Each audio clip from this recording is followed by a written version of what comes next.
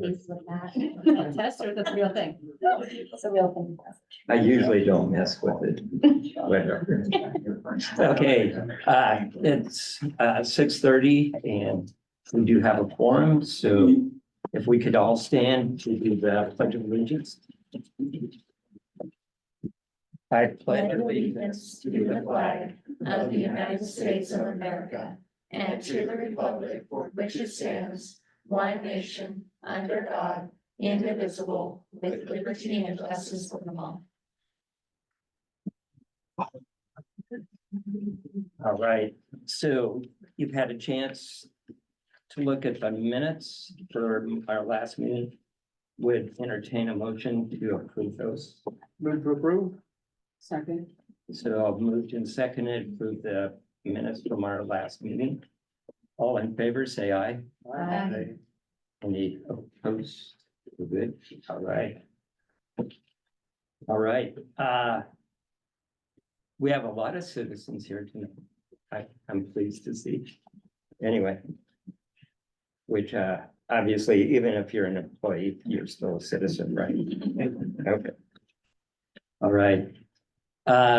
So I guess we don't really have anyone that wants to speak at this point. Oh, go ahead. Yes. Public comment, sort of. Yeah. I do have a couple questions.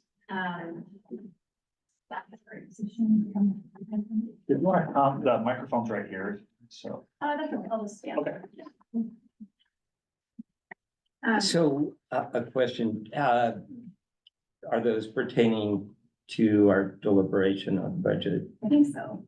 Okay, have you been able to get those to Anna beforehand or, I wasn't aware that they needed to be presented. well, as far as just trying to make sure that we can answer that, yeah. And if you could speak up, Sure. my hearing aids are turned up. but anyway. too. So, at last night's work session, there were some concerns regarding the counseling situation and what sounded like people writing reports despite being not properly licensed to do that. So, and it was a little bit unclear to me whether the counselor-student ratio is higher than it should be. So, and also Grizzly Mountain Home Link is receiving an influx of students with what sound like to be significant behavior issues that would require perhaps a different level of services. So including counselors, I'm assuming. So have we budgeted enough for licensed counselors so we don't get into legal trouble for the report writing? And then regarding Grizzly Mountain, Pioneer, and the high school, I'm not quite clear if we budgeted enough for counselors and if CCHS is sharing counselors. And that may have been something that I missed, didn't quite understand. And then I do have another concern, and this is regarding the High Desert ESD contract that was signed a couple months ago, and I did express interest about that specifically. The quality of the legal services that we've been getting from High Desert ESD over the last couple of years. I think my concern is that the board approved that contract without being privy to the fact that the former superintendent was actually applying for that position. And I think that the former superintendent had quite a few things to say about the current board that were largely negative, stating that she could not work with the current board and that's why she was leaving, that they simply did not share her vision. So I question why we are moving forward with continuing High Desert ESD services when clearly this is someone who does not want to work with us. I'm not sure why we're giving them money. So, thank you.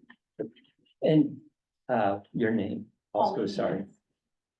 Oh, okay. Thank you. So you have all that captured? I do. Okay, I can answer. I think some of this I should probably put in a written response because there's a lot of details. But the bottom line is we have enough counselors budgeted and we're not doing anything illegal as far as the staff to student ratio. So that's the answer to that, but I think that she deserves a better answer than that. Mainly what I'm providing for you all is just so that you know, in the budget deliberations, the answer to, the basic answer to that question. Okay, thank you. And the same thing for the ESD contract.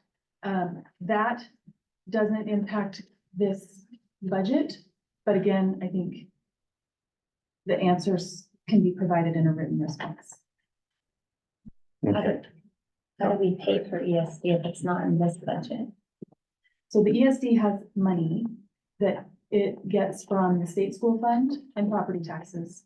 And they carve out a section of that for each of the districts that they serve. Then we get to take that money and decide how do we want to spend it.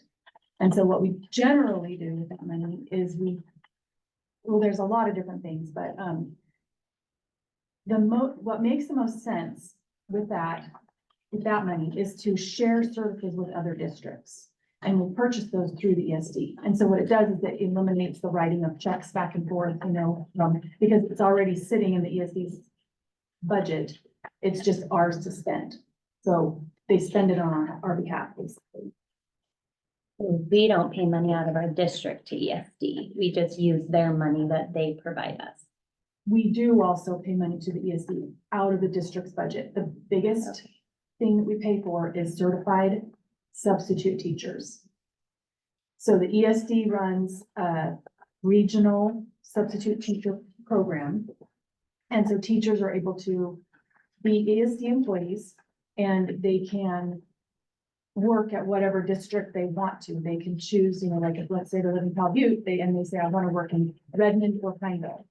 They can be the employee of one employer. And then the ESD just uses a software system to track all the open positions, allow people to accept the positions or not. And then they bill us for all those substitute teacher positions. And you'll see that in the budget under object 311. Anywhere you see a 311, that's certified subs from ESD. So it looks like we pay $873,000 That's possible, yeah. to High Desert ESD for subs. That's a lot of money. Yeah, certified teachers, if you don't have a substitute teacher, you're either, you're not in a class, I guess. So when teachers are out on sick leave, out on personal leave, or there's other reasons they might be doing PD or something like that. If we pay them $873,000 a year, but we also have two, I believe I could be wrong, but I thought I saw that we have or certified subs, like one at the high school. Do we have one at the middle school? No, but we have one budgeted for elementary. So do we pay this, like our legal services, we pay $95,000 a year for legal services? Like whether we use it or not, is that how it works with subs? No. Or do we pay just the subs we use? Just on what we use. So they'd send us a bill for exactly every single substitute that came here and worked either a half day or full day. That's how they put it. So it's actual usage of subs. And do we use our full-time? I'm assuming we use our full-time sub a lot. Yes, so that was a relatively new within the past few years, especially during the pandemic. There was a certified substitute shortage that was pretty severe.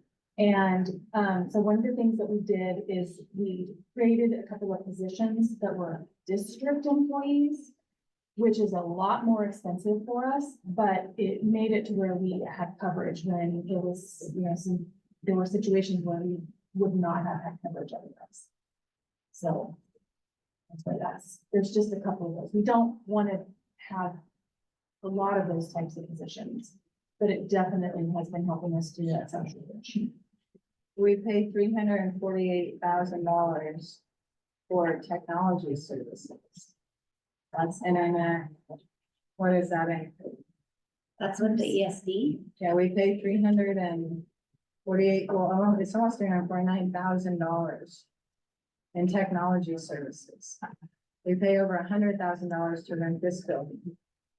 Like they get a lot of money from our district. Like Madras doesn't have Matters must have their own ESD. Madison Brown ESD, Jefferson County ESD. Where are you getting So- these numbers? I asked Anna for a number of exactly how much money we pay to High Desert ESD because So are these numbers that Cheyenne is speaking of, or is that in this budget, or is that, so how much money do we get from ESD that they give us that we spend? And how much are we budgeting out of Crook counties? Cause I mean, you're over $1 million with just the three I things you didn't add named. it up, but I mean, you're on the, how much money do we do in this fund? I mean, but yeah, Never seen that report. I've never heard this Uh-huh. number, so I was wondering. I mean, I'm personally, like, I don't wanna, these are concerns. I don't know that it affects like this year's, it's nothing to hold up like the budget this year, but I mean, these are definitely things that we can look at of services of like, if the money is being used wisely. I mean, the legal fees seem to me to be fairly inexpensive as if you just hire a personal attorney year round. I don't know. And so I guess I have those questions as well, like, you know, like I'm glad to hear that the subs are like as by usage rather than paying one lump sum. But those are things I don't understand when I look at, it's a sticker shock to see the amount of money that they receive from this district. So, Anna, isn't there also where we receive from? Right, I want to know how much we receive from. Yeah, so ESD there to should be offset that. somewhat of an offset there. So at the ESD, we have a budget for next year of 1.669 million that we get to spend. And it's not like we receive that money. So it's not really the correct terminology, so I want to make sure that I'm not Yeah. telling you the wrong thing. But it's money it's sitting in their bank account, basically, that's carved out, and we get to spend that money. What happens if we don't spend it?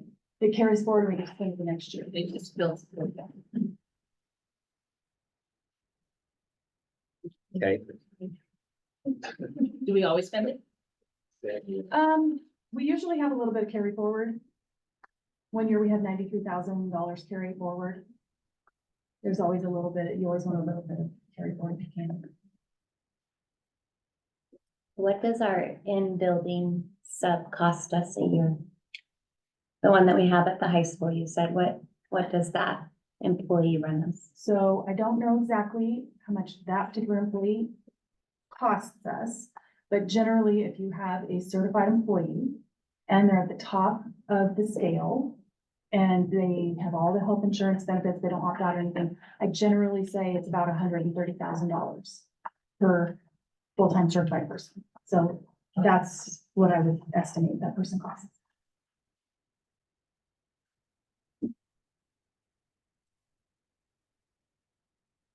okay. Are we good with those answers at the moment? All right. I did ask Anna to go over, again, kind of the layout of the budget here. And that, could you also, which you maybe shared that at the last meeting, and maybe I just didn't listen close enough. But the process of how you developed this budget. Sure. So, yeah, if you could include that as well. Okay. You can actually start with that. The budget is built on with a collaborative process. I meet with all of the subject matter experts, meaning the individual principals who are the experts in their schools, the department heads who are the experts in their department, and talk through everything that they want to talk about. And sometimes that's additions that they want to have considered. I always ask them, do you have technology needs, capital needs, curriculum needs, and direct them to talk to the directors if they do, so that those directors can fill the budgets for those things. And then I pull all that information together. In the meantime, I'm gathering all of the information I can find about what is the state school fund revenue going to look like? What do we think property taxes are doing? What are the you know, I asked Leland, have you heard from the natural gas company about increases and things? So I gather all these different things. We have, as of today, we have over 17,000 accounts that I work with. And I go through it in a pretty detailed manner. I also take the payroll system and I make a full copy of the payroll system and I use that to build a labor budget, which is 75–80% of our budget. And I move all the employees up a step. And then I assume, you know, some kind of increase depending on if it's a bargaining year or not. You know, if it's not a bargaining year, I know exactly what the increase is gonna be. And so then all of that rolls into the budget. And then I look at substitutes and try to estimate. I know that the ESD's costs are gonna go up too. So our costs will then go up as well. And just kind of roll all that stuff into the budget. And then I say, okay, now I pull all this stuff together and then you've got your revenue, you've got your expenses.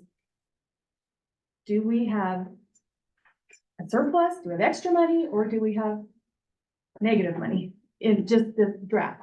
Then I talk to the superintendent and I say, here are all the things that the cost centers, the principals and the directors and everybody has requested. Here's how much money we have to work with. The superintendent is the expert, super expert of the district and knows, you know, is also talking to school board members and things like that, and also understands the strategic plan and what types of things are going to actually have an impact on the strategic plan. And so we make decisions about what to add to the proposed budget based on that. And this process has started in the fall, going, or mainly January. Early January. Yeah.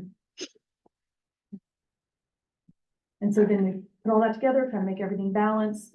All of those 17,000 accounts are intricately connected and have impacts on each other. So, you know, I have this step-by-step thing that I follow. And then once you get to a certain point, you just don't want to change certain things anymore because that would impact everything. And so if it's not really going to have an impact on the bottom number, you know, it's not really worth changing. Like if you find out something's going to cost $2,000 more, there's enough, you know, there's going to be lots of things that are $2,000 more and a lot of things that are going to be $2,000 less. So those kinds of things are going to be fine. But if it's $1 million or, you know, $100,000 or $200,000, that's a huge, that's worth making a change for.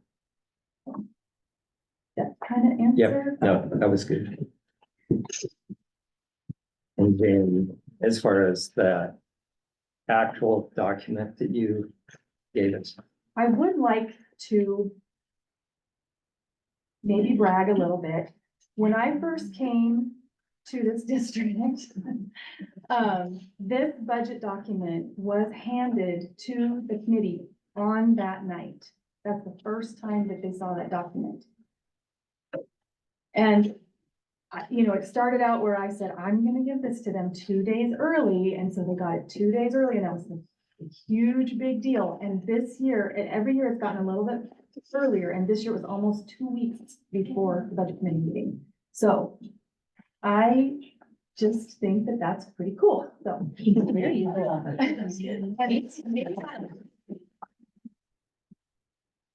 It's a fun, I really enjoy this work and putting this together and kind of, you know, beating my record each year, so.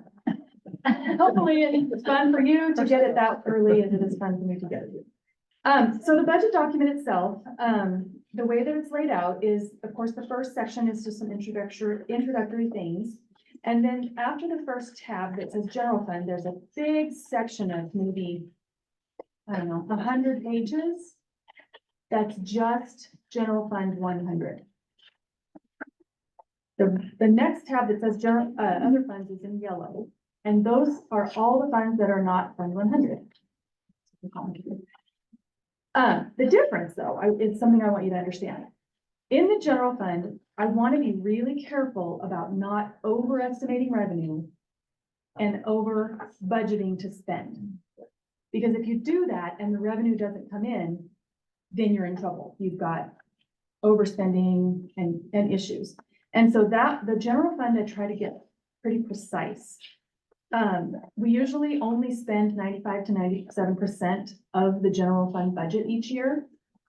So there is a tiny bit of cushion everywhere through here, but it's because I don't want to have to go to the board every month and say, oh, electricity bill came in, $1,000 more or something, and have to make a budget change. So there's, a tiny bit of cushion in here, but not enough to be dangerous.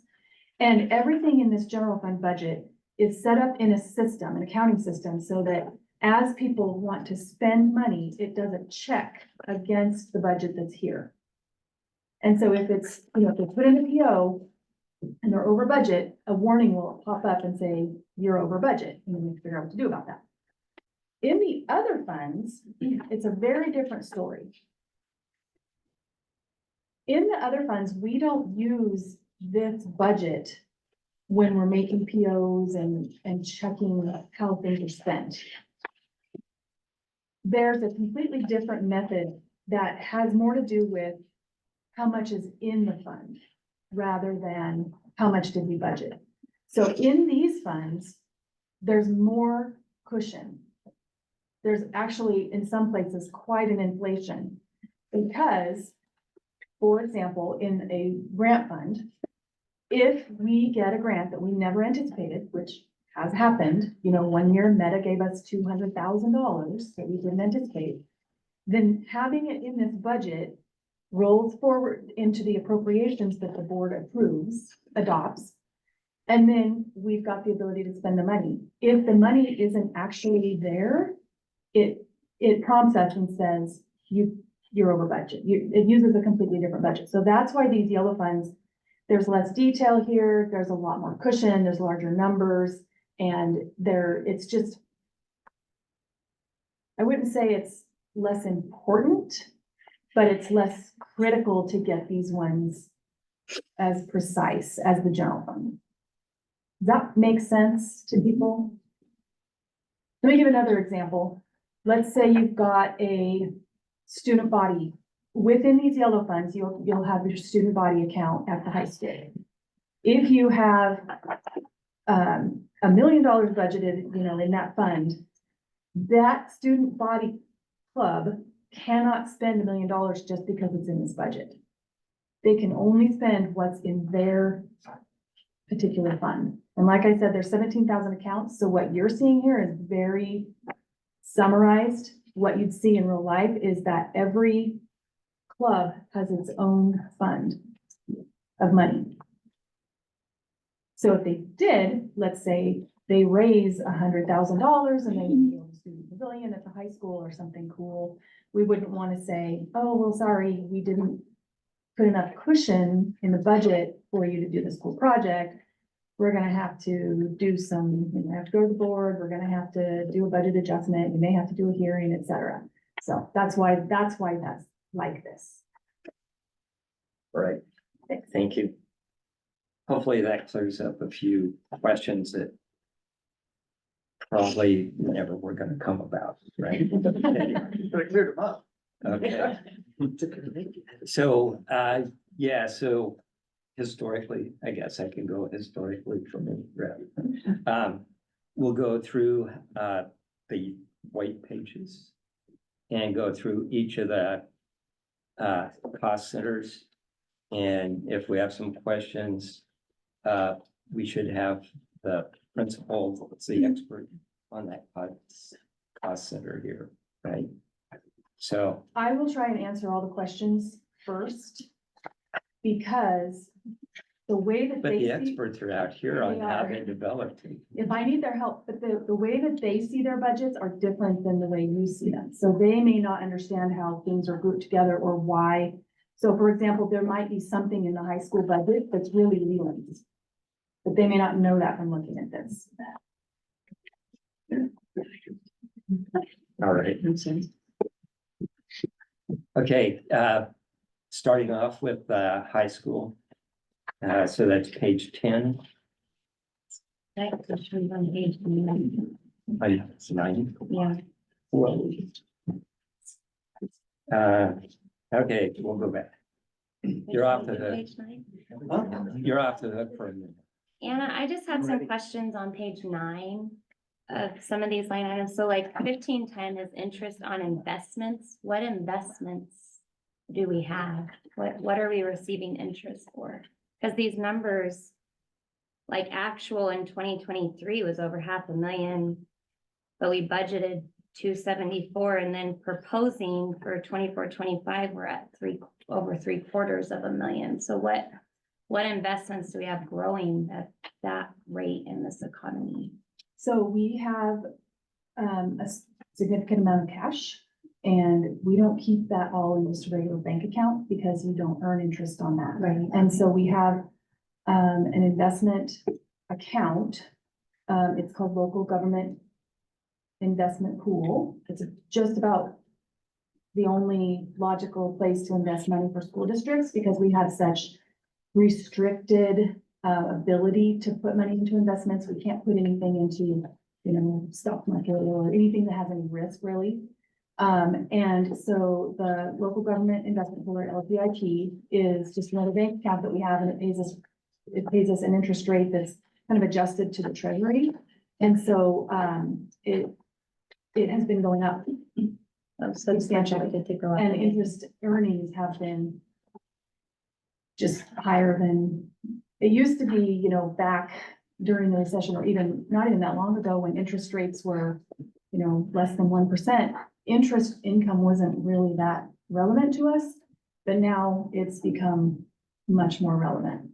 So what do we do with this interest that we gain? Like, I mean, obviously we're at basically another $300,000 coming into this year. Where does that go into or fall, or when is and how is it used? It's pooled into the general fund with all the other resources that the general fund receives. Okay. So someday, if it goes down, that's resources that we don't have anymore.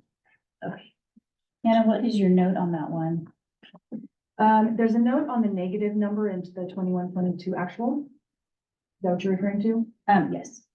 So that number, we actually didn't have negative earnings, but by accounting rules, it has to be valued. And so if it's valued at less, basically it's a loss that we incurred, but it wasn't a real loss, it was an unrealized loss. This is gonna get really nerdy. It was just an accounting loss. We didn't actually lose the money, but we had to book an entry that made it look like we lost money. And then it was reversed the next year. Do you need to clarify? No, I agree. Okay, Got an accountant here. Can you explain it better than No, I I did? can't. And then I have the same question for 1910. We have rentals. What do we rent and to who? Because that is another number that seems to go up and then down. Because like in 21-22, it was 15.5 and some change. Then 22-23 was 32.7.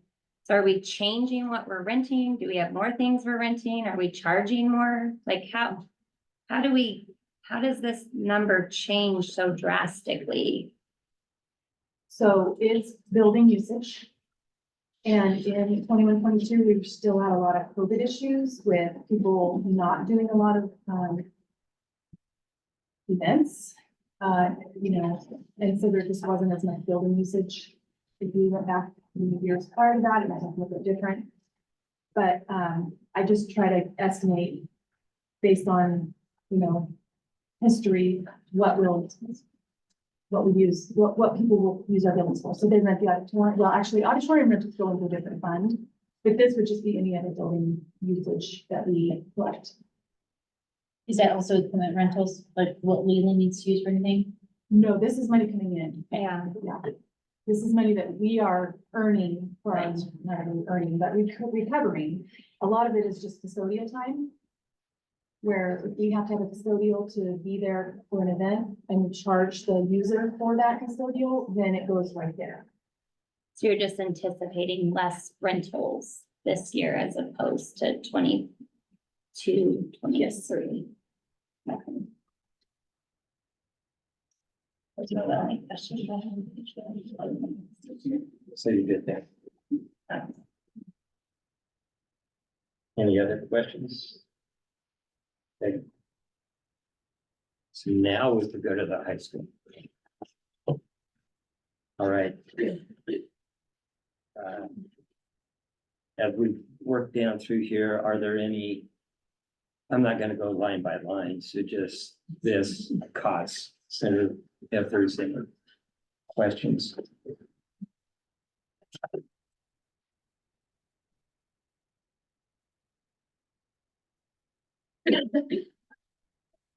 So no questions for the high school? I have a clarifying question. Okay, I'm Which looking page? I'm on page 12. And Anna, you probably, because I think I might have asked this in the email. I'm looking at 1250 line 311 instruction services, which is again substitutes. You anticipate that you're budgeting twice as many need for substitute? Is that based on actual Yeah, so if you, usage? Okay, yep, if you look at 22-23 actual, it's 99,588. okay. So I applied 1 year percentage increase to get to this year, and then 1 year percentage increase to get to next year to reach 107,000.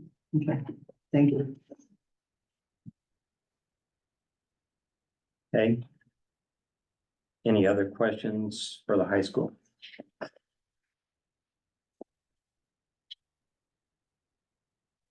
No questions like every team's gonna win a state title. Oh, yes, affirmed. Okay. Affirmative. I have a question, Anna. Are they charging school fees for athletics? Yes. And And at the those- high school level? Yeah. Yeah, they were cut in half, but they're still high school fees, and those go into the athletic, they're not in the general fund, they go into the Yellow. athletics.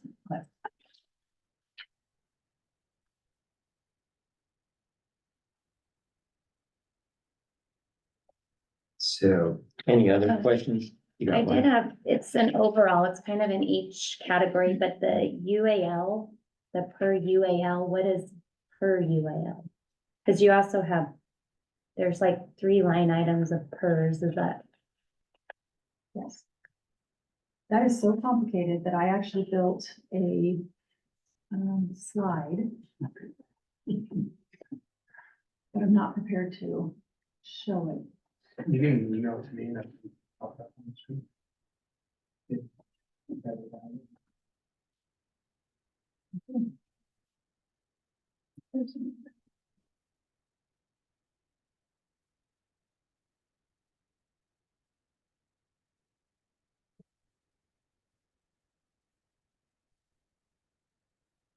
Actually, fix slide. Okay, Oh, yeah, this is a good thing to explain. You can say you don't have. Slides, charts. This is why I the think- hybrid role. There are certain topics that I just kind of keep for whatever year, and, yeah, so this one I actually built this year for this.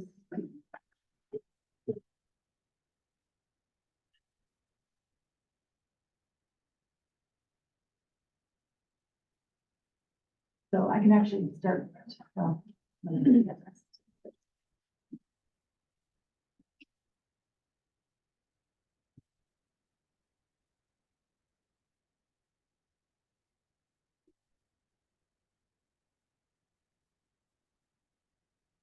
I'm gonna start on page.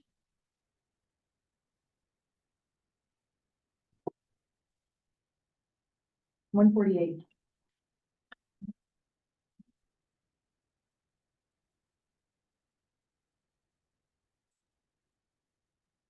So while it's loading, I'll tell you. So I've mentioned before that years ago, 2002 and 2003, there was an opportunity for school districts to issue bonds. In other words, go into debt. And then they took that money and gave it to the PERS system. Said, here, you take this money, and then PERS keeps it and invests it, and then it grows. And the idea was that the earnings on the investments of that money would outpace the principal and interest payments on the debt that was due.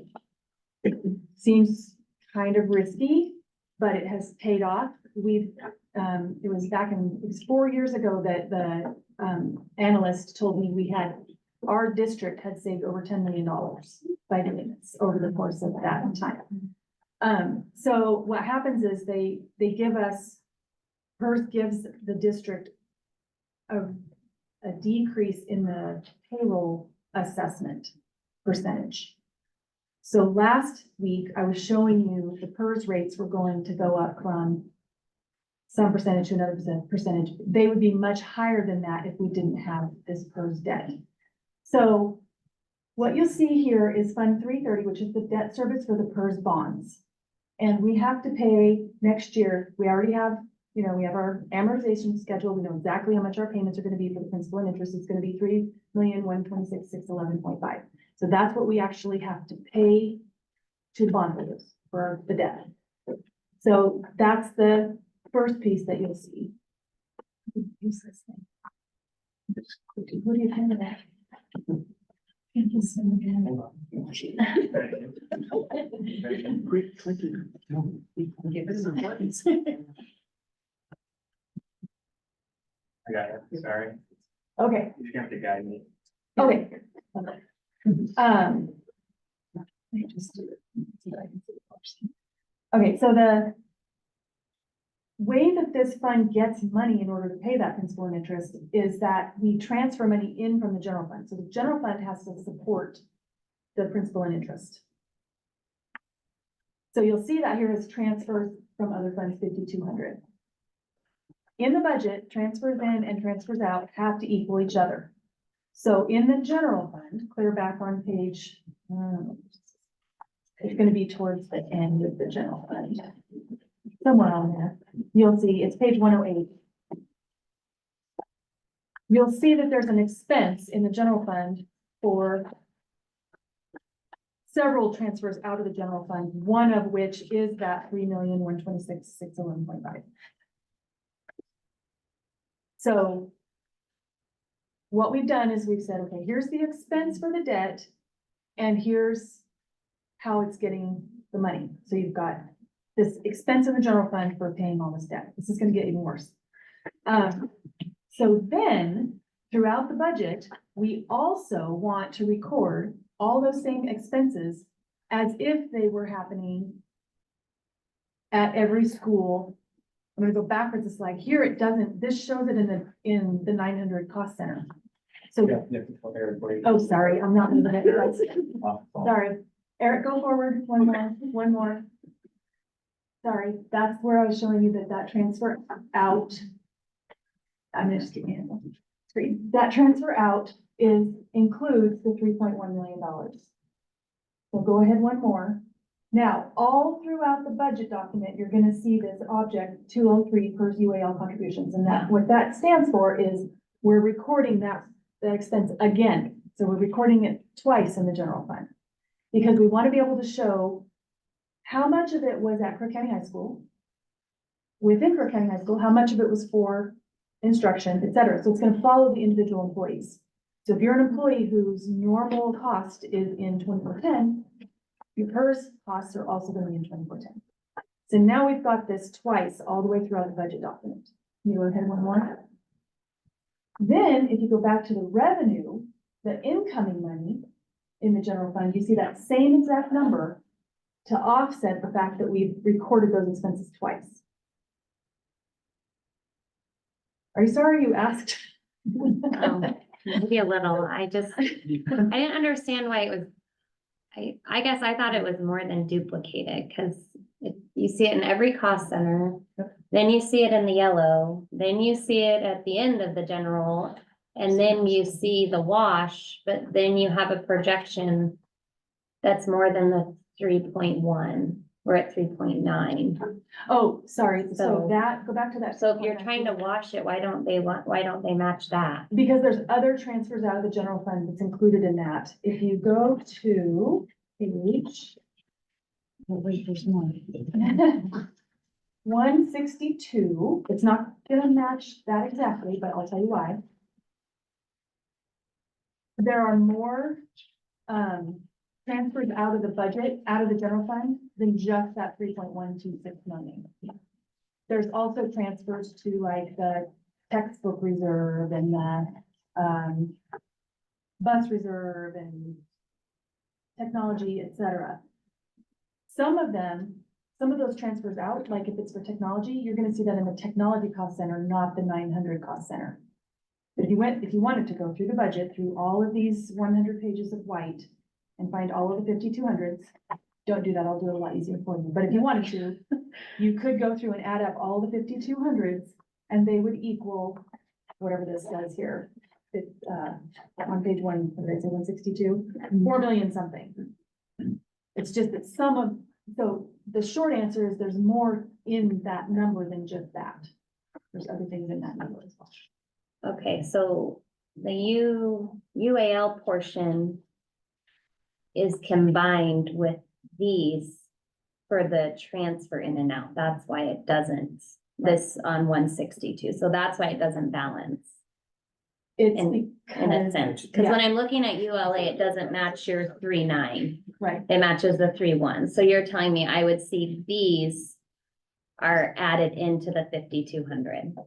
so I can tell you what. Did I get that right? I can tell I you. think what. I'm getting it. I think, So stay on that page with the, what did I say, 162? 162. Stay on page 162, Okay, and I'll tell you what numbers are included in that. This is why these guys don't. Thank you. I thought actually Rob was gonna answer this. thought Jake was gonna follow through with the UAL. Understanding it. I actually thought UAL was my turn. Yeah. Go ahead.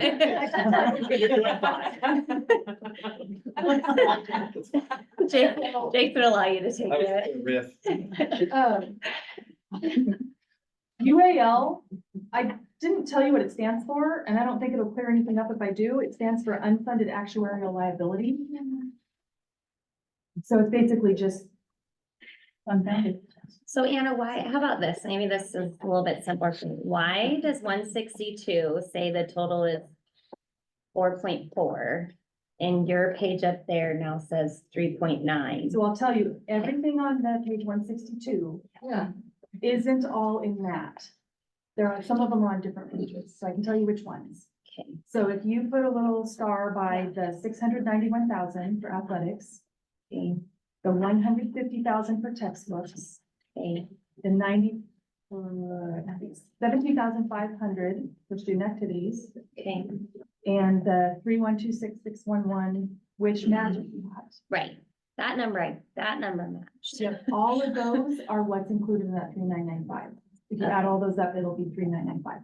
Okay, The other things on here that don't have stars, that you didn't star, the 100,000 for student transportation, it's just in a different cost center, so it's not just on a different page. It's still in the general fund, it's just in cost center 550. And which other ones? The technology is gonna be in cost center 630. And nutrition services. No, that one's included. So that's the only difference, is those two things are in their cost centers that they go with. okay, Everything else is just considered district-wide, and that's what this cost center is. okay. I guess I was confused because this was broken up into cost centers, but with the same number, if that makes sense, that 230 or whatever it Yeah, the was. 203. 203, so that threw me off. It's basically, if you look at the 201s, 202s, and 203s, Yeah, all of those are the first cost. The 201 is what the employer, that's just the regular PERS, PERS just charges you a rate. okay, And then 202 is the 6% pickup that the employee, the law was that the employees had to pay it, but our district picks it up. Our district pays it on behalf of employees, which actually saves us money. And then 203 is the piece of how much does it cost to service the debt? Okay. To get the savings. Otherwise, if we didn't have the 203, the 201 would be much higher.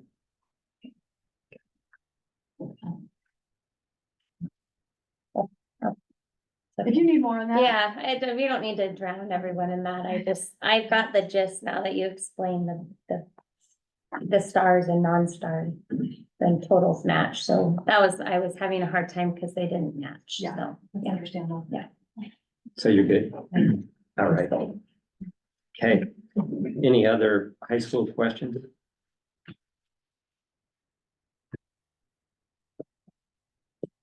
Okay, going to the middle school, page 20.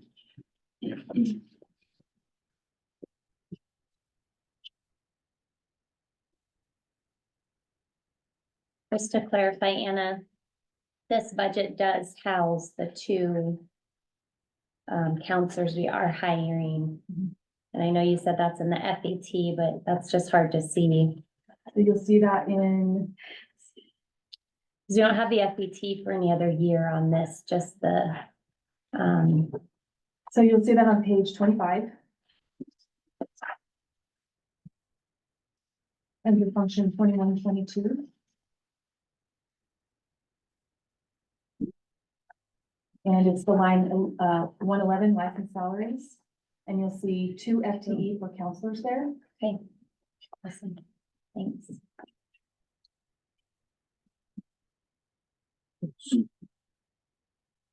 Okay. Any other questions on the middle school?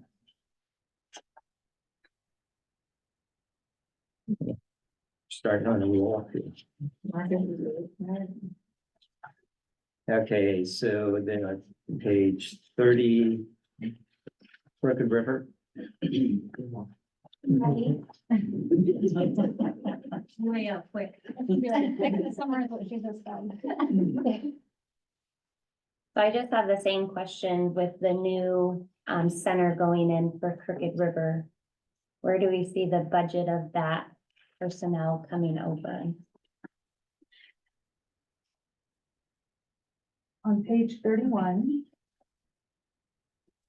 What's the page, function 1220?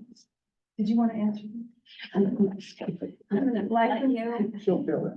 License salaries. You'll see two FTE previously budgeted and projected this year and 3 FTE for next year.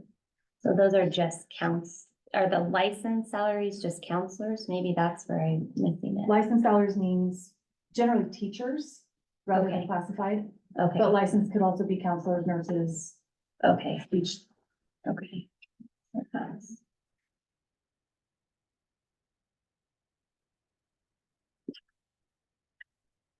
So I'll save you for all the other ones. Is that what I can look at for all the other ones to For- see Sped? for the, yeah, for Yeah, that so being moved? Is that safe to Not say or? necessarily. Okay, Could be that's 1220, fine. could be 1250, could be. Okay. Okay, no big deal. So I may ask you on a few others, but So I just want to interject really quickly, that is the Intensive Learning Center, and so that is actually a SPED program. And so it's a special education FTE that will be moved, not a counselor. yeah, I just meant because at the middle school, the license salaries were both the counselors, so that's why I was confused why on your budget they're under that, so it's not clear that that means counselor. So, Okay, any other questions on Crooked River? Okay, Barnes Butte. Page 39.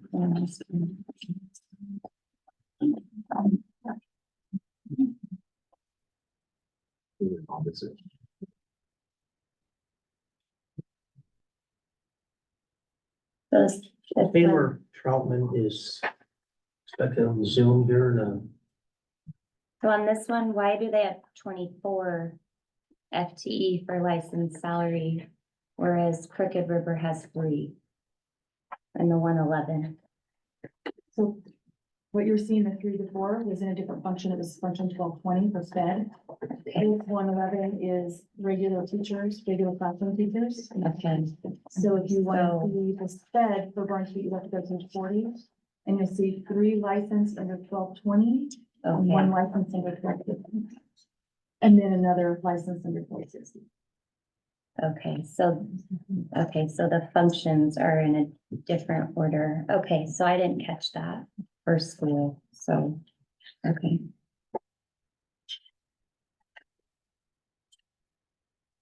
We're good. I'm- Okay. So. Themes color, page 49.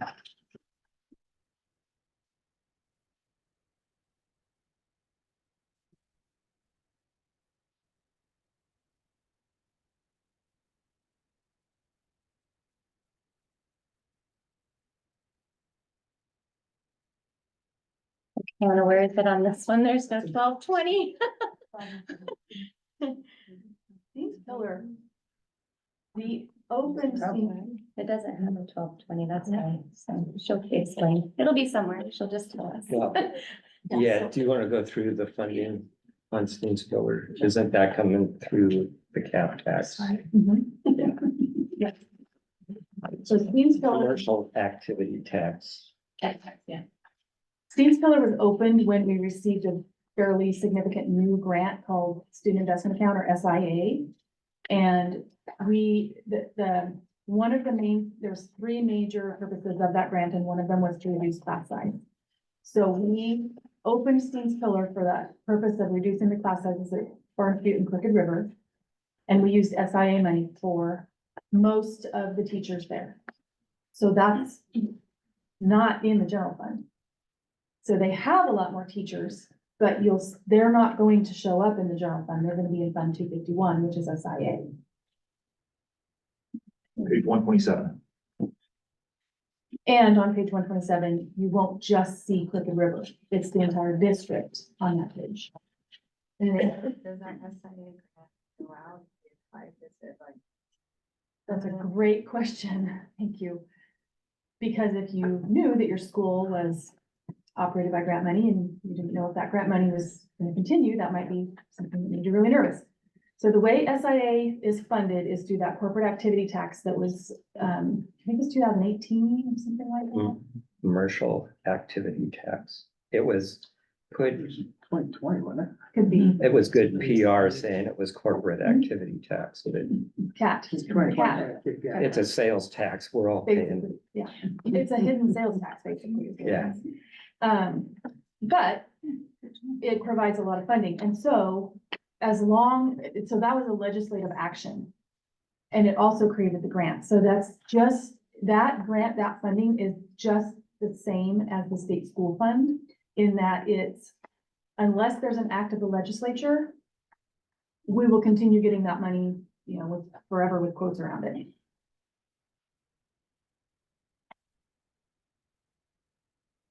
No editorials, but Oh. yeah. it was- And then the reason. So why if they- you sell your products out of state, it doesn't count on this. But if you sell local, then you have to pay more tax. This, anyway, And it's a set rate, and I don't believe it's indexed for inflation or anything, so as costs go up in that, I believe that's a set rate. I don't think the cat tax rate changes. yeah, it's still up on fair tax, but anyway. Sorry, So- editorials. Yeah, hopefully the owl wasn't picking up facial expressions. So Anna, in the 127 on the 251 fund, looks like you have a 2.2 adjustment in FTE. What is that for? I can answer.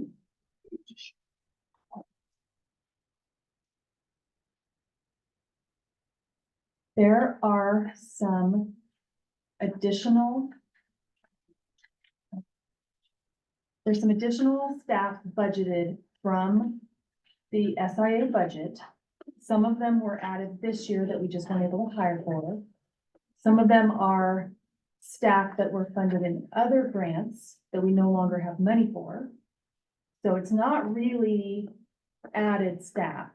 And it's, one of them is just added hours to one person, so it's not an additional position. So there's a lot of different little things in there that go into that. But that's not, again, that's not all Steens Pillar. That money's used throughout the district. So what are the 2.74s going to Steens Pillar FTE? Oh.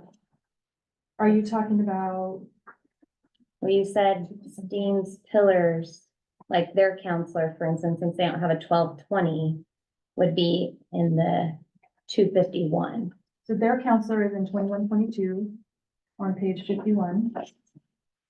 So they're in a different assumption. Okay. It's budgeted as a full-time counselor. 0.9 or 90% is being coded to Steens Pillar. To the other 10% is being coded to Grizzly Mountain. And that's just a guess, because we don't know exactly how many students that counselor were so from each school, so that it's budgeted just that way. So where, did they not have a counselor last year?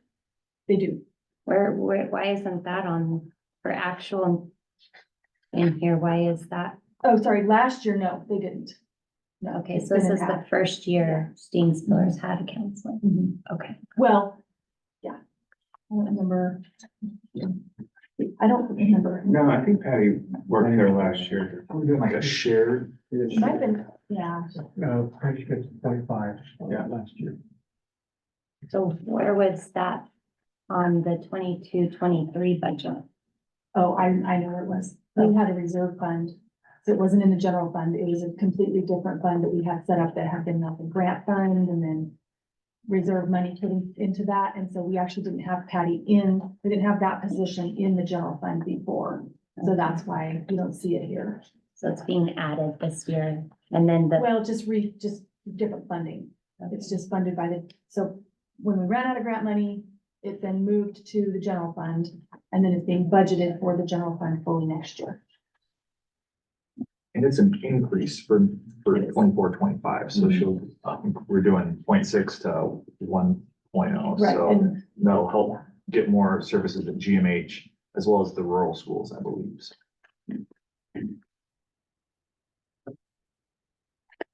And I have a question for you. If you run the math based on the enrollment in the back and the budget in the front, you've got about 10,300 per kid at Crooked River, 10,700 at Barnes Butte, and it's only 4,300 at Steamspiller. What's that discrepancy? SIA. So if you were to pull in SIA, it's pretty similar. You know what that number would be? It's, Would be 12? no, I don't actually know. I just looked at that today. I looked at 22-23, and all of the schools were fairly similar. Of course, Paulina and Brothers and Pioneer looked totally different. Grizzly Mountain's a little bit less than the others. But generally the other five, if you talk about high school, middle school, Barnes Butte, Crooked River, Steamspiller, they're all pretty close. Well, Powell Butte's in the same vicinity too. It's 10,779 per kid. You didn't look at Powell Butte's on. We'll use your number. You write it from your number, so. Yeah.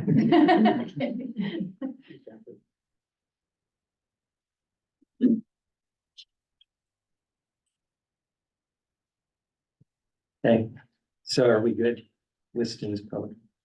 Or do you have another question? No.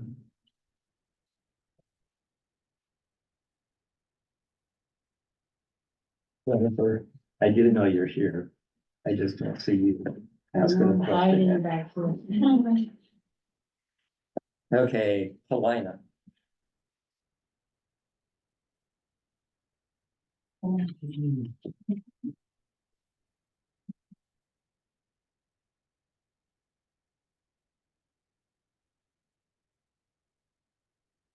Any questions?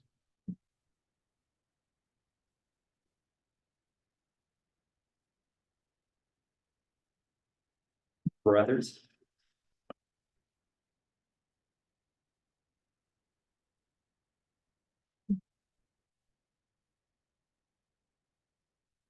So Anna, just with our last meeting at Brothers and the concern with the fencing being brought up, do we have budgeting for 24-25 for fencing out there? Not in the general fund, Okay. but we have money in the maintenance fund that I don't know if it's gonna be used in 24-25. Is that the plan?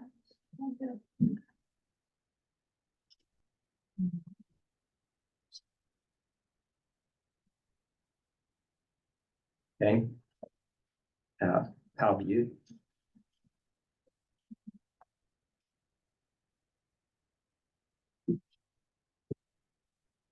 So I have a question on this one, Anna. With the work session last night, I'm trying to decipher the Crook County School District and the Powell Butte. Is this just what our school district is paying, it doesn't include their pass-through. Because they do, as you told us last night, we pass through the money, they do their own budget, correct? So the pass-through is in our budget. Oh, it is. Yep, it's under 1288 charter schools. And it's $2.1 million budgeted. It doesn't necessarily mean that's exactly what will happen, because it's based on formulas that are, state school fund and contractual and everything. So the state school fund fluctuates, so does the payment that we give them. And then they take that money and then they build their own entire budget document on how to spend that money, because they take the 2.1 million or whatever they get from us, plus they have other resources, Right. that then they build their budget off of that.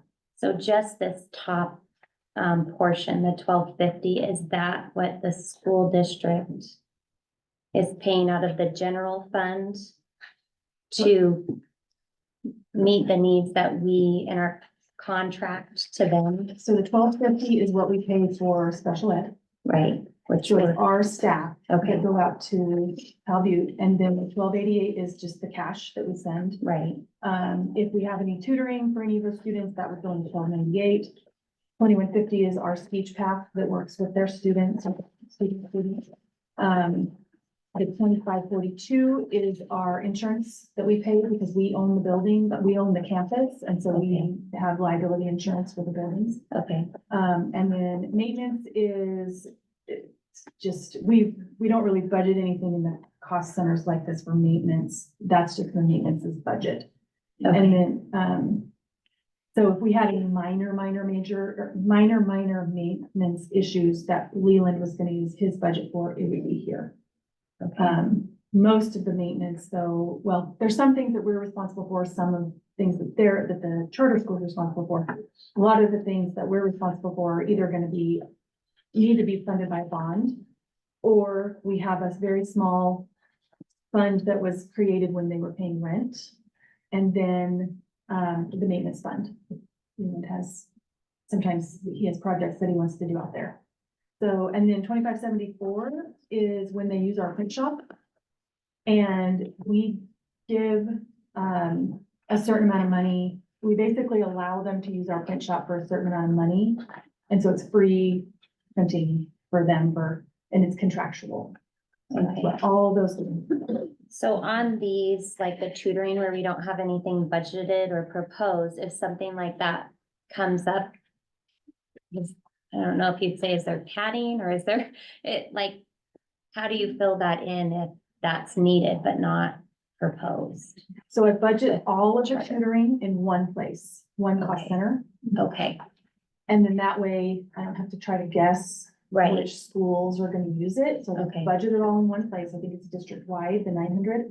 But then when the tutoring happens, we code it to the individual schools. okay, If it's not, so we have a district-wide tutor. And if that district-wide tutor, which is pretty much the only tutor I think we have right now, but before, in the old, before this year, we had like hourly people coming in and doing tutoring. And so they would give us a timesheet and it would say, I had 2 hours at Cal Butte, 3 hours at Crooked River, and so we would code it to the individual schools. Because we want to be able to track how much does it cost to run each school to the best of our ability. okay. Transportation and nutrition are used up at Cal Butte. Is that in one of the yellow forms? So those are, Shared services? yes, so transportation to us is revenue. Okay. Well, there's a couple things. Cal Butte pays us they pay us the transportation fee, so that goes into the revenue. All of our drivers that serve the Cal Butte students, they're all coded to 550 for their wages, to the 550 being the center code. So then that revenue comes in and offsets it. The state gives us a 70% grant for transportation. So we then only charge the Cal Butte charter the 30%, and so that comes in as revenue. Nutrition? Sorry, thank you. Nutrition, that's all in Fund 299. And so the way nutrition works is we actually run it as our program as if it's one of our own schools. So the revenue comes in to the district and the expenses go out from the district. And the parents can pay for the students' meals online through the same system that you used. for So it's schools. universal across the whole district, high school, middle school, elementary, everything. Yep. For nutrition services. That's right.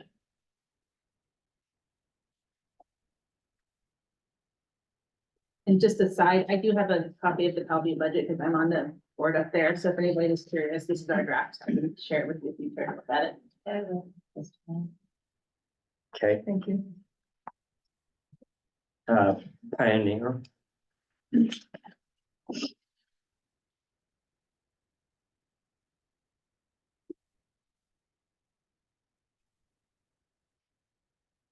On my phone and questions. So Anna, how come we have like this 1131 high school programs and 1250 less restrictive programs for students with disabilities? Why do we have actuals in 22-23, but then nothing proposed for 24-25? So we have the same staff, but just in different places in the budget. So for the 1131, that's actually now going to be coded to 1284. So you'll see down a little bit lower in the page where the previous budget had 2 FTE, it now has 2.5. Okay, So that's where that missing 0.5 is from the 1131. okay, It's just more appropriately coded to 1284 because Pioneer is an alternative high school, but that year that we had it coded to 1131, it was a shared teacher, so it was kind of a gray area, so we had it coded to 1131. Either way is fine.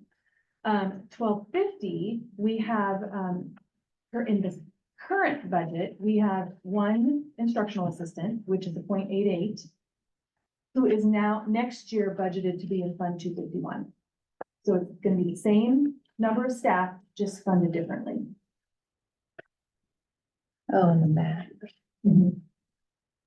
Yeah, so when we were So talking under about the SIA. SIA.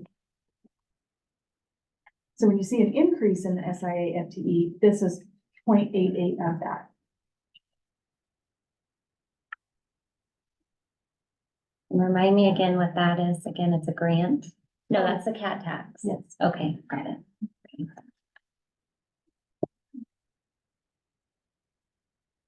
So you're not losing the instruction, you just moved it in a sense. Changing the funding to be strategic. I have a question, principal services, administrative salaries, again, looking at difference.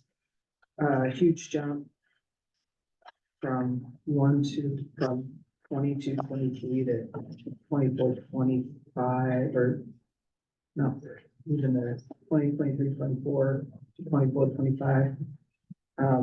Same person?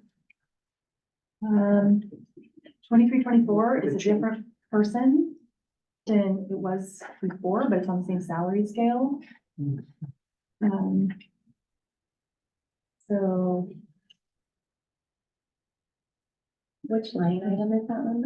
I'm looking at 2410, Office of Principal Services, 113. page 6. Yeah, page 69, I'm sorry. That's okay.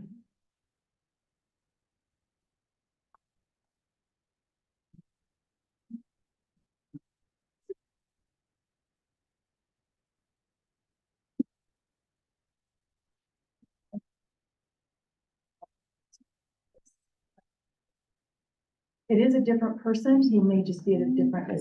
Oh, the top. He's a different person. It's a different person.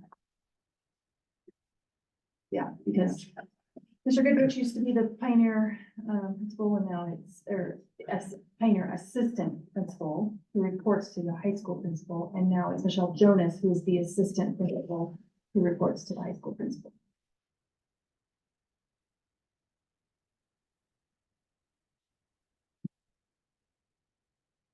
So are you saying the jump is because it changed people? Yeah. So she's like on a different salary? Well, it's the same scale, but people have different levels of experience or different. Okay. Yeah. Okay. Advanced diploma. So that is coming back. I thought it Well- was disappearing. I was kind of budget something for it. It's one of those programs that only exists if there are students who want to take advantage of it. We So- haven't. You do have some at the high school that, No, we didn't have one last year. We don't have any students this year who are taking advantage of that program and no students the year before.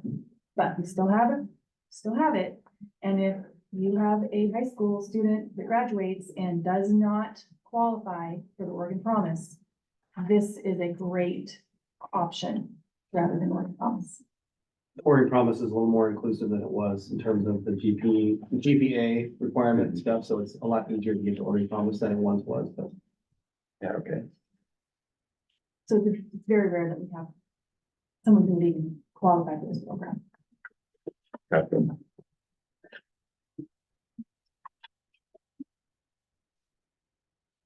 Grizzly Mountain.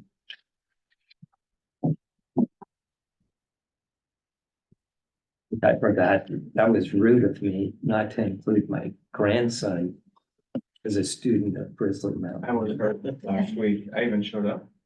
And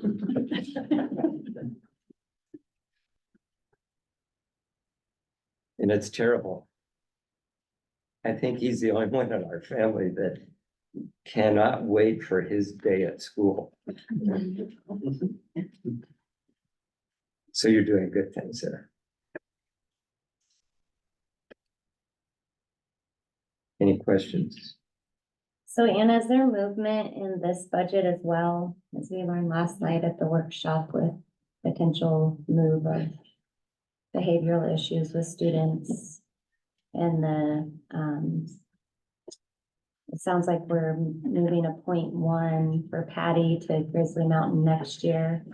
Is there room to up or down that movement if needed, since the program really seems, as we learned last night, to fluctuate throughout the year? So is there fluctuation here to help offset that? So are you asking, would we increase staff if we had a lot more students? That, or if you had a need, more of a need than a 0.1 for a counselor, is there a way? Is there room or movement for that? Because as we learned last night, that program, I had no idea, but the influx of kids, kind of like Johnny said, it kind of starts off slow, and looking at his chart he gave us, it really seems like maybe it was right at the beginning, and then you hit, winter term, and now we're double, 80 kids higher. And I didn't realize that program had so much movement. So I don't know, budget wise, is there leniency for that, or how? I don't know how that works, how in stone this is. Yeah, there's a little bit of cushion built in just because it's based on history, and it's kind of happened same, it's a little bit, maybe a little bit more this year. But just like in any school, if there was something, it would have to be something pretty significant in order to add another teacher or add another counselor or something. That'd have to be a significant influx. And if that happens, there's additional revenue that comes with it from the state school fund. So at that point, then we could go to the board and say, we need to request a budget change. And if we know there's money to cover that budget change, it's justifiable to do that. And so then we could do that. So it'd be, I don't remember, I think it was the middle school. So if you are budgeting for those 44 kids that, we budgeted at the middle school, and now they've come to Grizzly Mountain. So you're saying the money that follow those 44 kids in a sense. So if that was like, Not necessarily that Okay. same year, because if Okay. you've set up your entire middle school schedule, you can't just take a teacher out of there in the middle of the year, unless they're all from shop class or something, Right. like, that would never happen. So they would all have to be the same grade, same teacher, in order to move that teacher. But going forward, you could, change your budget and how you could maybe theoretically take an FTE out of middle school and move it to Grizzly Mountain.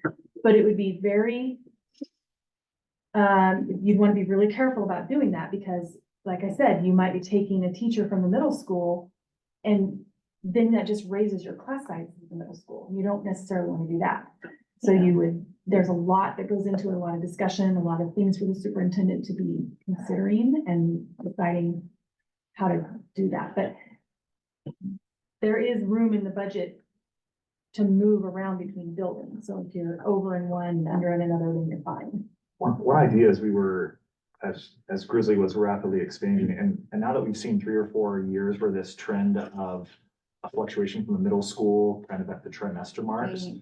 we threw out the idea of, can we create a flexible staffing position where they're Yeah. housed at the middle school, fall term, and then at some point, as the numbers make sense, we use the term staffing follows students, where if we have 45 kids from the middle school shifting over, working with Marcus, Adam, Johnny to say, how can we be flexible with staffing to meet student needs? So that's something we'll, like, I thought Anne's really gonna bring it up, like, well, keep in mind that we can't just pull an English teacher all of a sudden from the middle school, but figuring out going into the year, if we know that we've seen this trajectory, perhaps planning ahead to saying, oh, this is a flexible staff, and I'm trying not to make eye contact with Marcus still. Well, I just, like, this year, we started with 9 teachers, and that enrollment on October 1 was like 160. And Johnny reported yesterday, they're at 243 kids. So you gained 80 kids and didn't give another teacher. Well, we actually started closer to 200.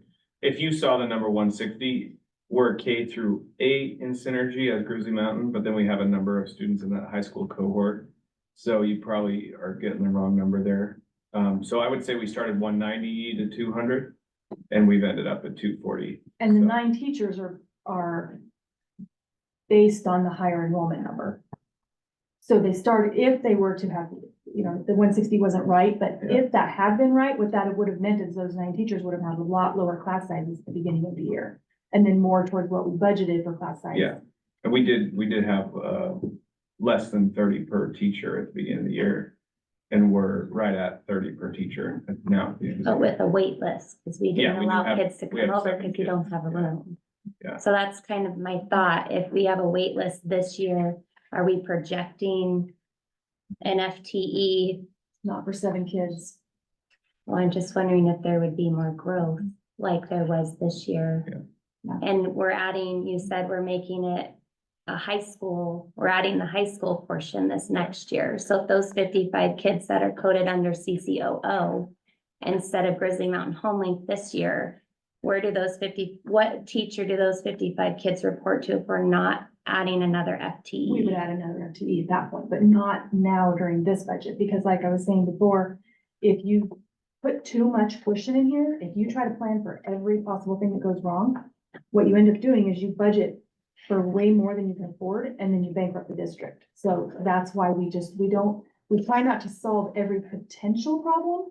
Because even if there have been lots of times in the past where we've projected an increase and we've actually seen a decrease or vice versa. So we budget as close to, what we think is realistic as we can. But then we do have the flexibility to go make changes if we need to. Yeah, just as an example, with the middle school adding 2 counselors next year, we could see that there isn't a trend of a lot of middle schoolers coming over next year. I think that's a real possibility. So, and like I told you guys last night, when I got hired in July of 2020, and we grew to 260 by the middle of August, and we hired like 7 or 8 teachers in the middle of August, and there was a budget already made. So the district has the ability to adapt as well.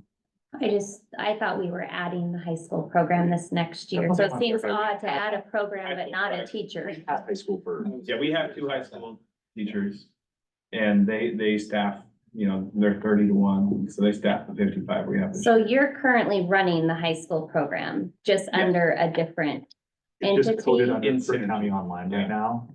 I think behind the scenes, they figured out how to make GMH code. A group in Synergy, yeah. So yeah, nothing will change in terms of, they've had a high school program for Yeah. 3 years now. Yep, I actually feel very comfortable with not adding FTE at this time. Just there's a number of variables, and we didn't add FTE last year, and we landed right where we needed to. So, Okay, so we have 2 current high school teachers for Grizzly Mountain Homelink that are coded under CCOO, or they're in this FTE for Grizzly Mountain, They're but coded- the students fall under CCOO. yeah, and next year, all that's getting cleaned up in Synergy. Okay, And I just like to comment one other thing. We have just such a healthy staff between schools even.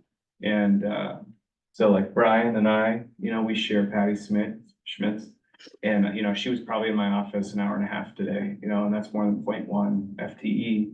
But, it's just, there's flexibility and so as there are things that arise, she's been available and I haven't had any trouble getting support when it's needed. And so with her coming on full-time next year, which I didn't know that, so that's exciting. I think that'll just be more support for our students at Grizzly Mountain too.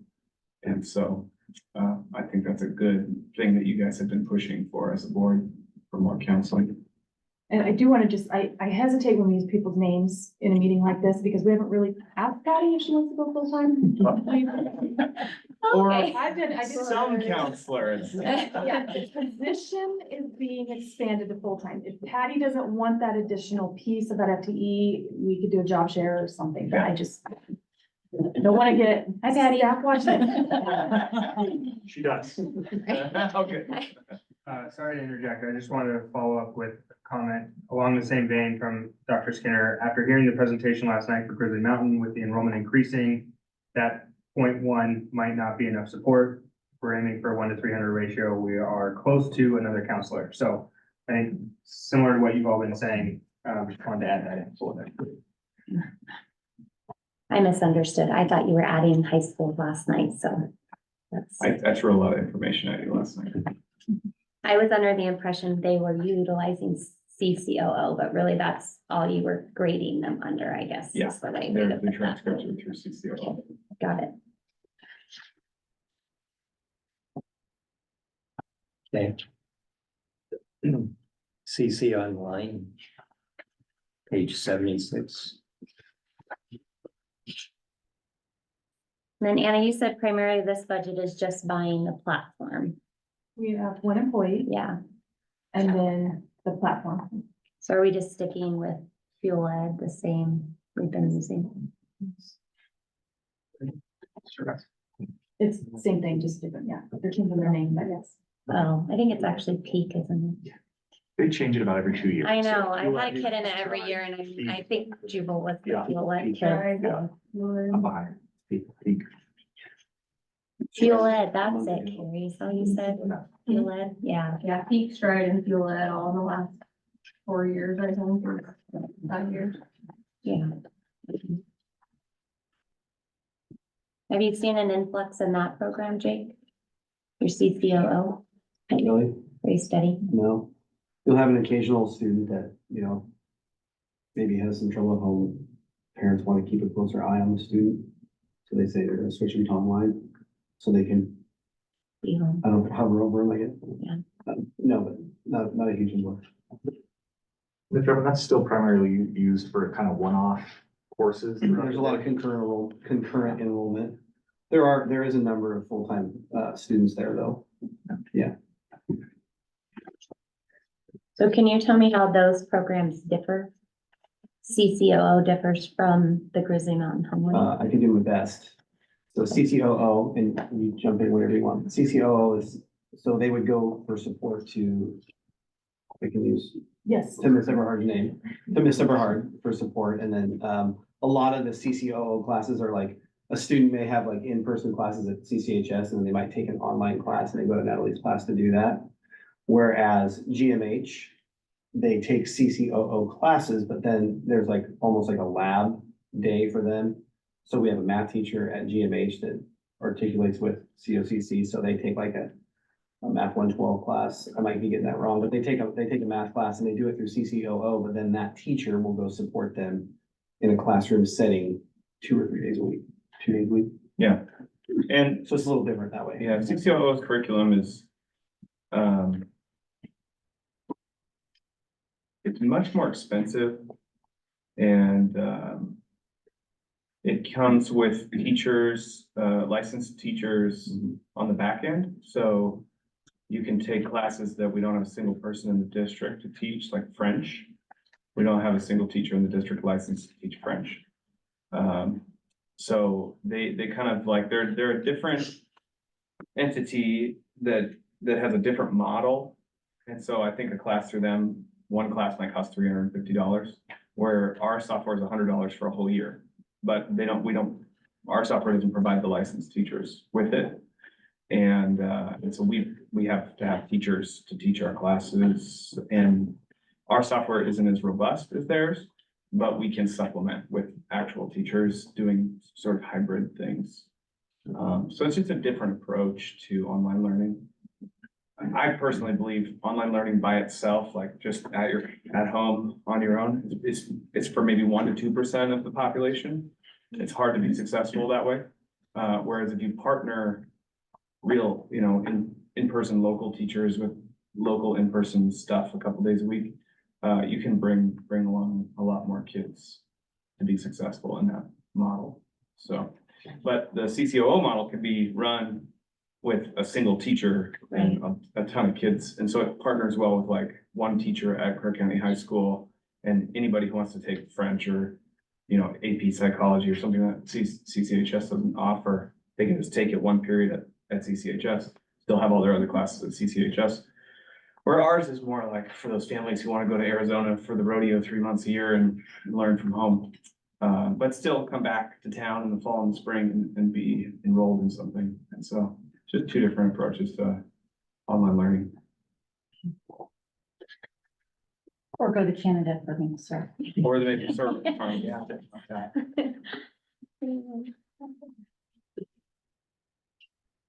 Good. All right. COIC, This is another one I thought we didn't have, or we were phasing out, or. Yeah, we have, work crew. Jake, you want to take this one?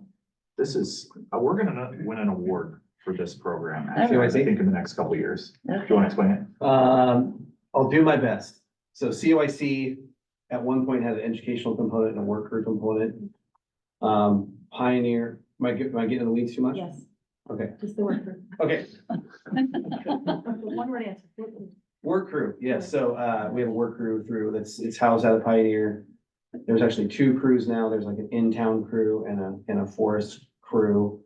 So kids can go and learn job skills, working with a mentor. I think it's Jeff Warren and Jessica.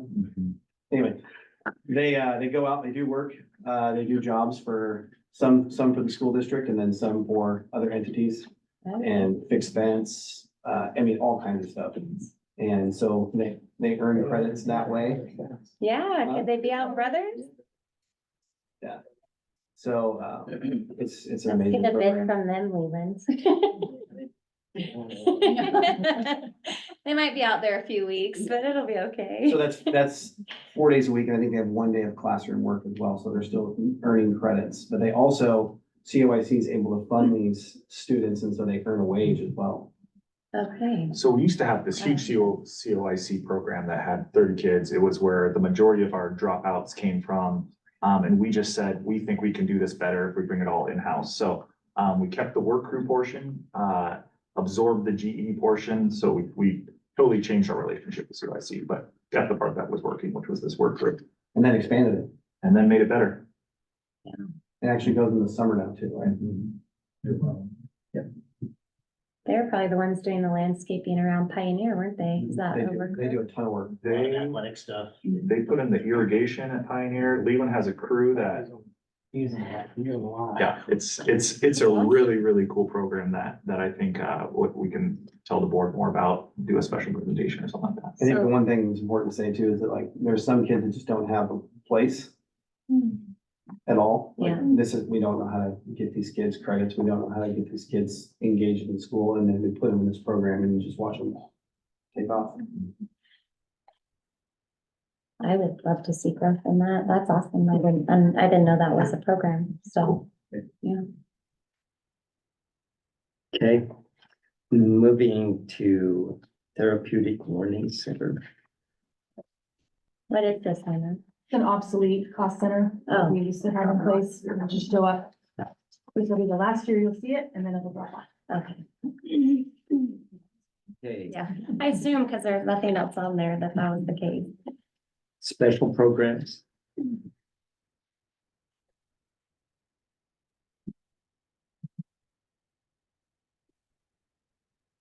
So And aside from summer school being listed in this category,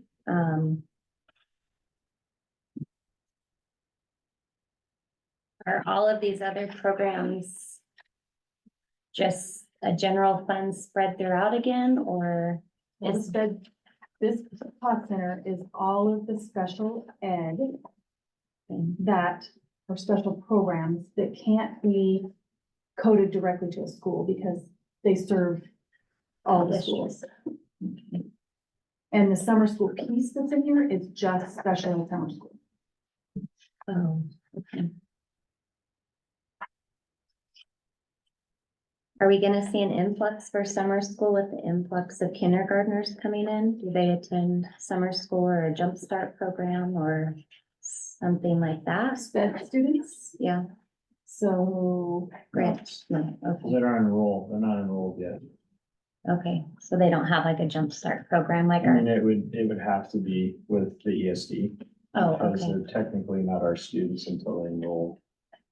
We will have our Jumpstart program this August though, where it's a two weeks where all kindergartners will want to come in and really successful program. Carrie's doing a summer school planning report at the May 13th board meeting, so there'll be more information there as well.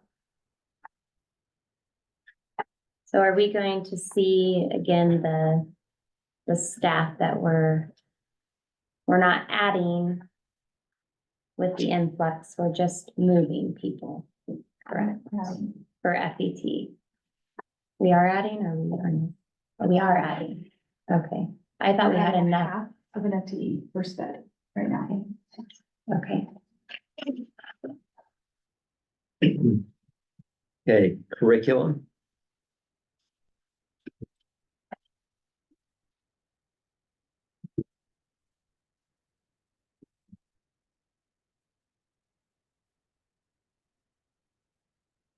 Does the textbook fund flow into this, Anna? Nope, textbook fund is on page 121.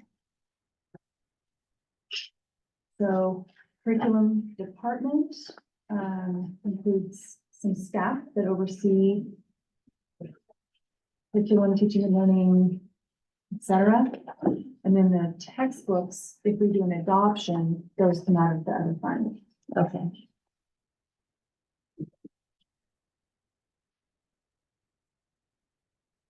Okay, transportation.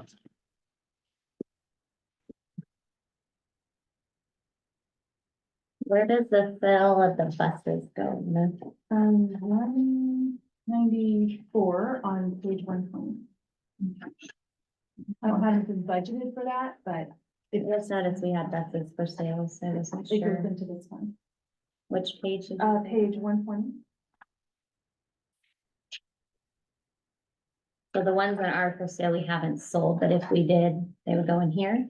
Yes. Okay, And you're talking $500, $250. They're pretty high. Nothing like what we paid for them.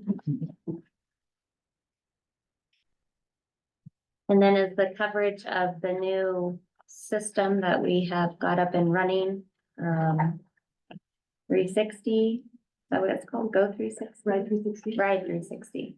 Is that something that we need to build on? I know it was quite a process once we adopted it to get it going, but I don't know. Does that flow through transportation? It's under the software on page 88. So we have planned out, we have a implementation plan that I followed to the budget for that. Okay. Is it just kind of a step-by-step with the program? Yeah, they, Done in increments or something? the cost was kind of like built out in total and spread over 3 years for the first 3 years. But then the modules are getting implemented in place. Okay.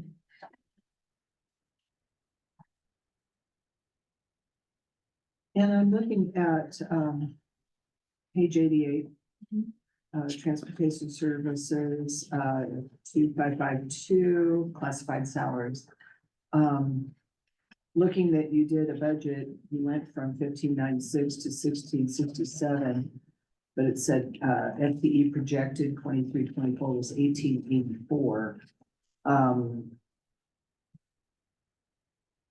I'm assuming that's a conservative budget allotment, but if for some strange reason, 20 people want to become bus drivers, We'll hire them. well, that's what I wanted to know. So that's what you have budgeted based on previous, but you know, again, monies will be found if 20 people want to become bus drivers. Yeah, and that's positions Okay. budgeted, and the bus driver FTE, it changes so often.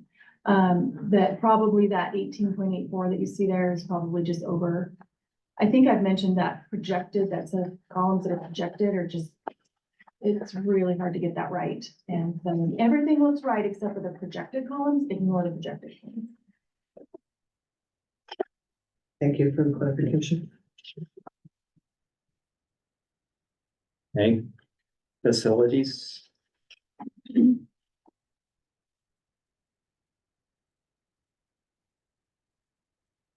So Anna, I have some concerns with facilities, just with the bond matters that have come up. And just the needs that we know, I think was brought up last meeting, I think Linda brought it up, you know, where and how do we handle things? Like she said, if something was to cave or something was to happen, within our facilities, how does that look once a budget is approved? Because obviously you have to take care of it, you know, for the safety of kids. So what and how does that look like for us as the budget committee? So the regular general preventative maintenance is in the general fund.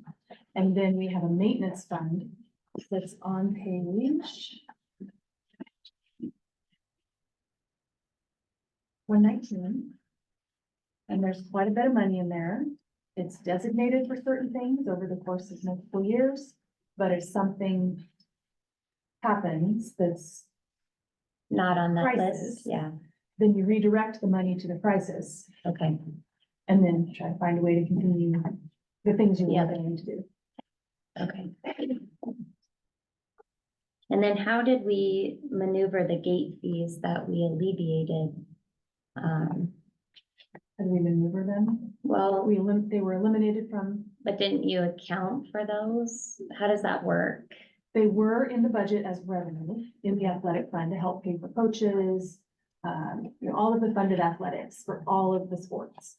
They were eliminated, and so we increased the amount of transfer from the general fund to compensate for that. So in effect, basically, just increase the amount that the general fund is supporting athletics. Okay. Do you know roughly what that number is, what the general fund is supporting to athletics, where we've lost other fees coming into athletics? Well, the amount that changed was 58,000, so in the budget. So last year, when we were sitting here at this time of year, there was a $58,000 change that was made to say, no longer are we budgeting for income in the athletic fund of $58,000 for admission. Instead, we are budgeting 58,000 more from the general fund to go into the athletics fund. And it was a complicated multi-step thing because transfers in have to equal transfers out. So it was done a little bit weird, but 58,000 is the number. Are we putting that back in? We're gonna have gate fees. So we are going to talk to the school board about that in May.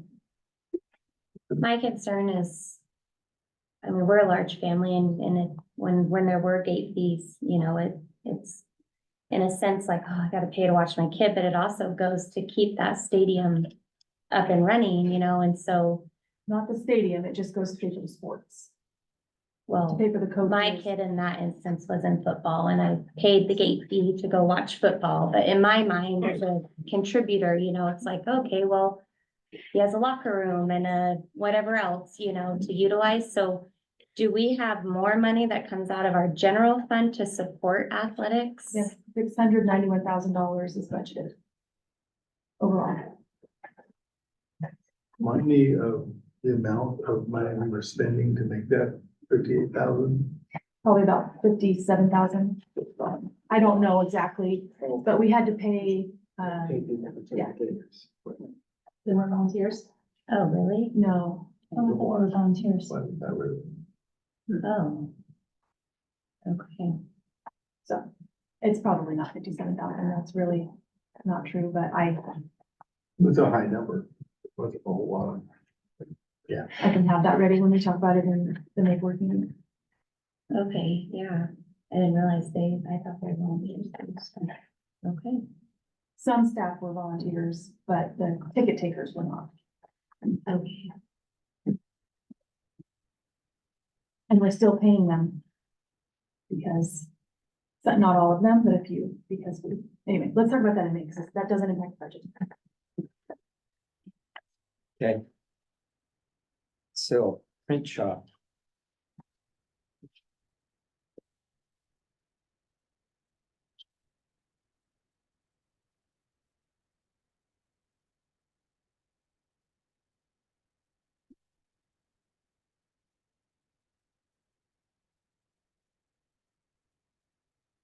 Technology, or you had a question? 154,000.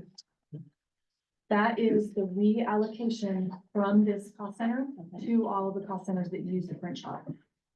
So if you looked at all the other cost centers with the 355, they would, and added them all up, they would add up to close to $155,000. It's just a way of reclassing the expenses.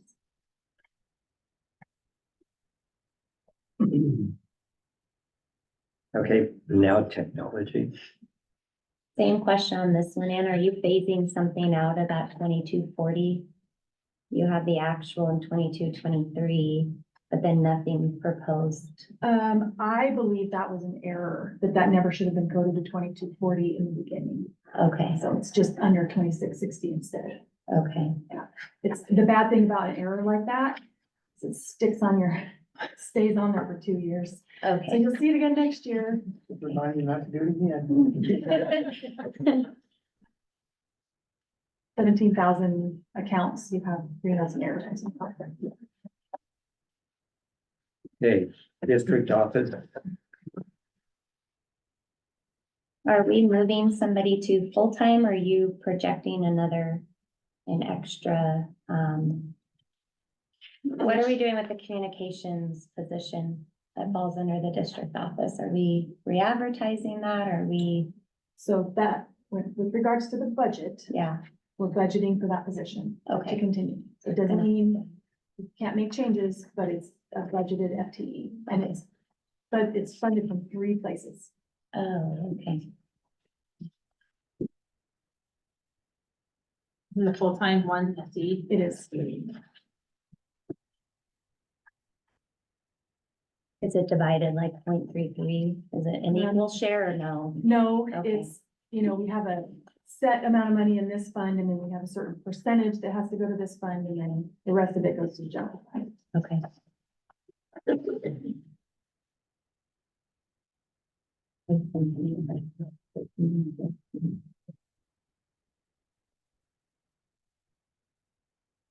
any more questions in the district office?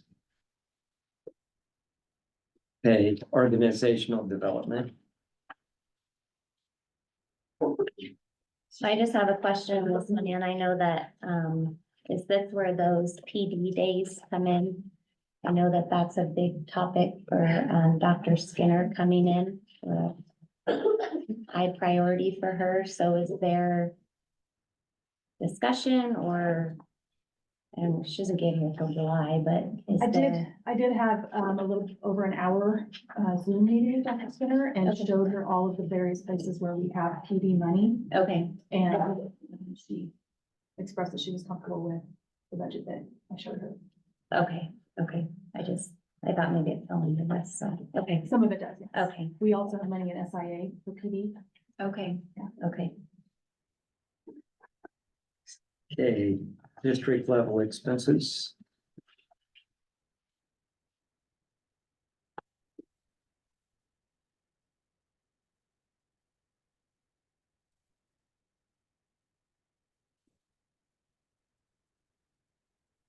Which is one where I budget various things in one place. But then when the actual expenditures come through, I actually code them to the schools. So there's some things mismatched in here. But it's just because I don't want these guys to think they've got budget and really. Just, so I budgeted here. Everyone here is just incredible, intelligent professionals who very much advocate for their buildings. And their program. And I respect them very much for doing it. Don't forget.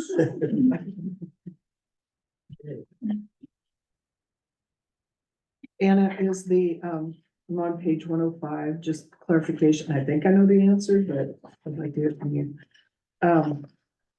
Cost center 900 district level expenses, the second one down, or third one, it says temporary license.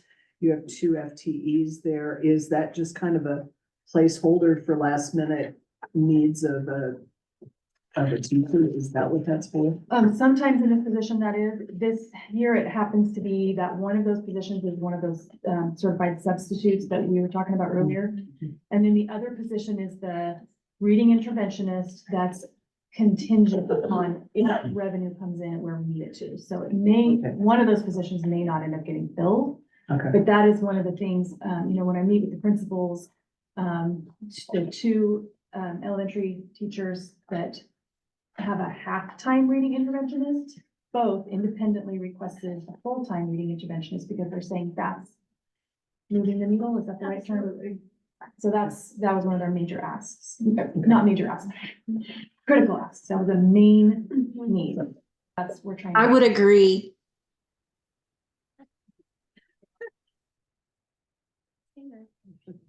Oh, it was. She's big on reading. Yeah.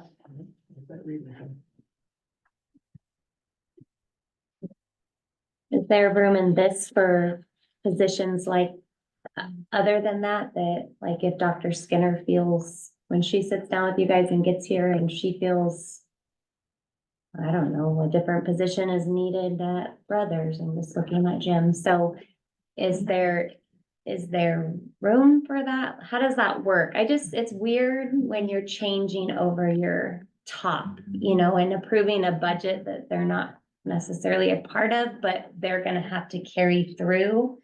So that would be my only concern. It sounds like at least you were able to have a conversation with Dr. Skinner. Yes, we didn't go into the deep detail of Yeah. every, type of position. Right. But yes, there would be some flexibility in here. A lot of, so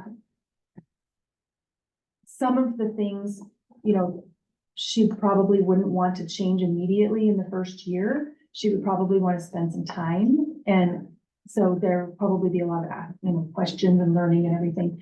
And so some of the positions that wouldn't have flexibility would probably be timed just perfectly when she's ready to make those changes. It would be the time when we can make those changes. Okay.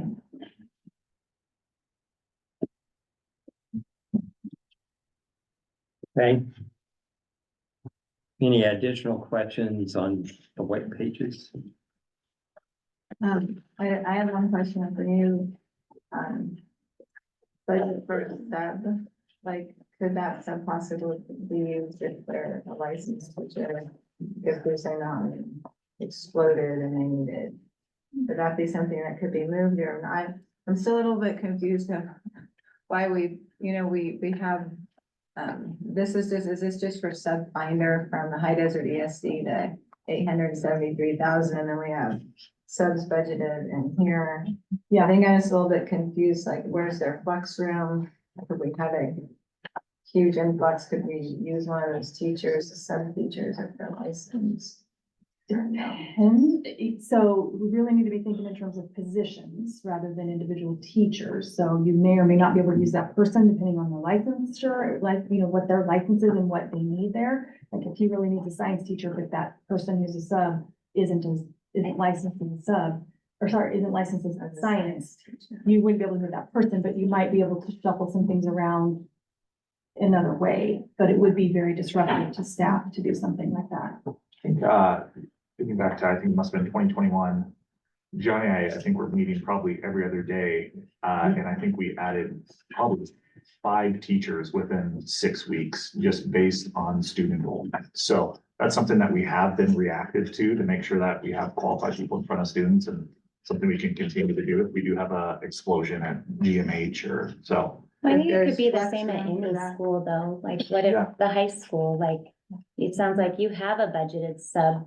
So are they just licensed, they can teach anything, or are they licensed, like, you have this 2% growth and that happens all at the high school? I just, Then we would add a teacher. and we would Really go like- forward And we would say, hey, we had to add a teacher and here's why. We're Okay. probably gonna need a budget adjustment. There's additional revenue to cover it or whatever, or Okay. we, a lot of things happen where, maybe we budgeted everybody where they were at as far as their salary, and 15 people retired who were at the top of the salary, and we hired 15 people who were at the bottom of the salary scale. We've got savings there, and so we, there's a lot of things that give us flexibility that could happen one way or the other. so what are our building subs that we currently have? Are they licensed in a Yep, specific They're subject? licensed or as they- subs, so they can sub, I think, usually K through 12. So AP meaning they physics, can't pick up a science class and be a teacher for a term? Depending on what that person's licensure is. Okay, if they're licensed as a sub, can they then pick up, like Johnny's saying, No, a science class? if that's their only license. They wouldn't be able to. Maybe if it was a long-term sub position, but in terms of hiring as a permanent employee, so if it was like, oh, we need you to finish out the year in a long-term sub, then they'd be adequately licensed for that. So that. we So you haven't do have seen- some flexibility, That's not 'cause adding someone, that's Yeah. saving for someone. Yeah. I think that's what what Cheyenne's asking, like, can you take one of those subs in that instance and say, Maybe hey, you have to put them as long-term, so. okay, One other area that you're gonna see that, could happen, has happened in the past, is a fluctuation around kindergarten. So in August, we'll do kindergarten roundup, and, we estimate, 160 or 180 kindergartners. What if 220 right, get registered next month? Then we would come to the board and we have to have teachers in front of students, so we fluctuate with our student population. So that's another area where you'll see, we're looking at our numbers weekly and seeing what we need to add.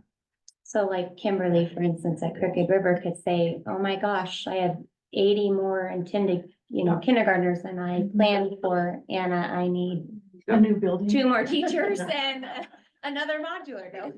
So, but Yeah. there is fluctuation for that, cause Get that. it just worries Not me. built in, but that's the thing, is this budget isn't final. We would come to you and say, we need to change the budget at that point.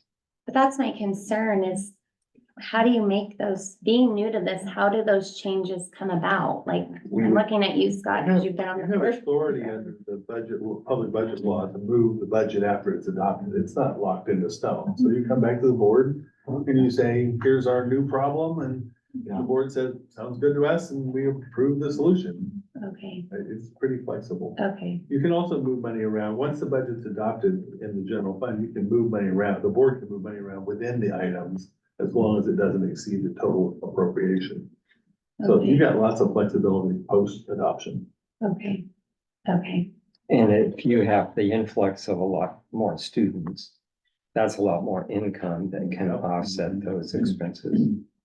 I really feel like after the brothers meeting, we're kind of on that cusp of, if we do have that growth, you could have more problems than just teachers, so it's just. It's easier to hire teachers. The hard part is where we put the kids. Exactly, that's why it's just looking at your presentation you gave, there's a lot of.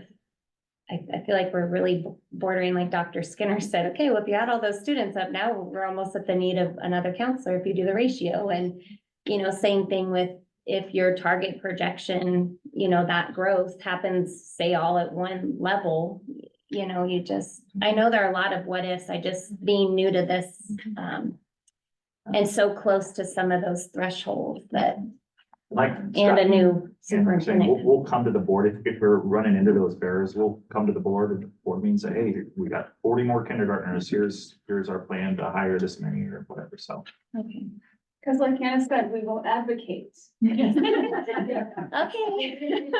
Keep us informed and then. Okay. Okay, All right, so with the yellow pages, these are a little more vague, I guess you might say. And so not gonna spend as much time. If there's, we could kind of, on 113, just running down through the different titles. Was there any questions of any of the areas on page 113? I'd just like to better understand the athletics part of the budget and how that works. We could meet and go Okay. over that, because I have a lot of information that's already prepared, Okay, because this does come up a lot. yeah, okay. So if nobody else cares, I'll just meet with him then. So, We just look at results, okay? You're at, where's your at? Missed it. Anyway, okay. So any questions on page 113, any of these topics?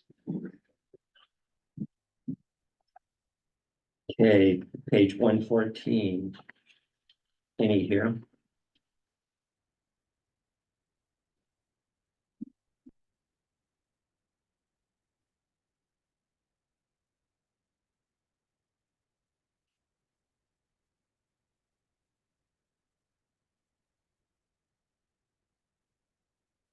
Page 115. Oh, and I do have a question about the scholarship fund.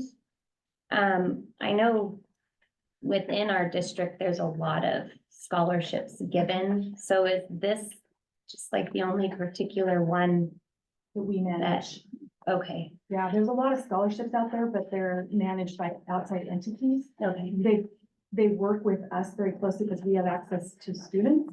Yeah. You know, to get the information about the scholarships and everything, and then we have the award ceremony, but this is the only one.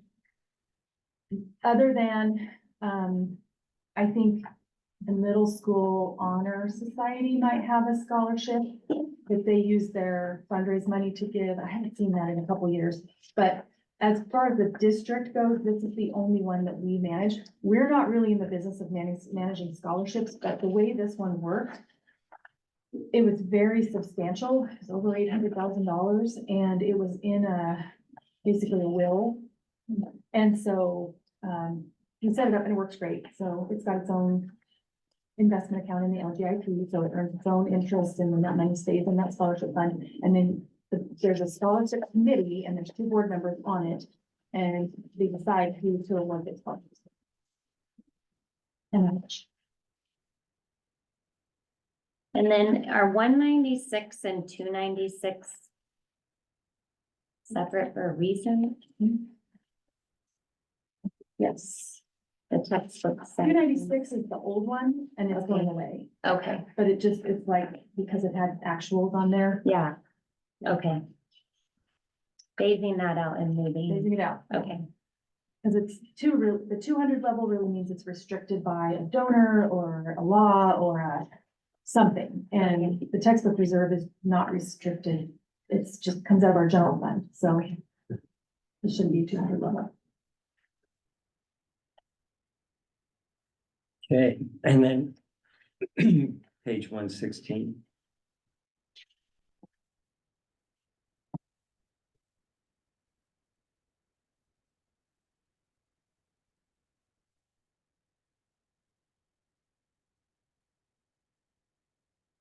So no questions on the bond if we get it?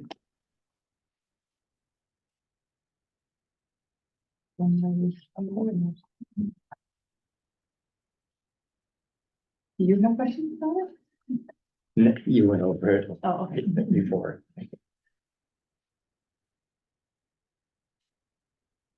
So. Any more questions before entertain a motion? I have a general question on the yellow sheets. The reserve for next year seems like all the way through seemed to either be nothing or very reduced from what is actual in previous years. Why is that? Putting an amount in that reserve for the next year really just ties up the money. Okay. And so if you end up getting more money in the fund than what you thought you were going to get, you can't spend it. So there's no real benefit. Some of the funds, it used to be that we had a lot more funds back then, that had like a board. It wasn't required, but it was a board suggested or, Word restricted. no, it wasn't restricted. It was just a board recommended ending fund balance. But most of those funds have gone away, so like debt funds and things like that. So the ones that you did propose, is there a reason you did that? As a balance. Yeah, just to balance the fund. Yeah, legally it has to be balanced, so just whatever that number is, so like on fund one, or page 118, I estimated a certain amount coming in, a certain amount going out, and then the fund is out of balance by 12,626.73, so I plugged that number in, just to make it balance.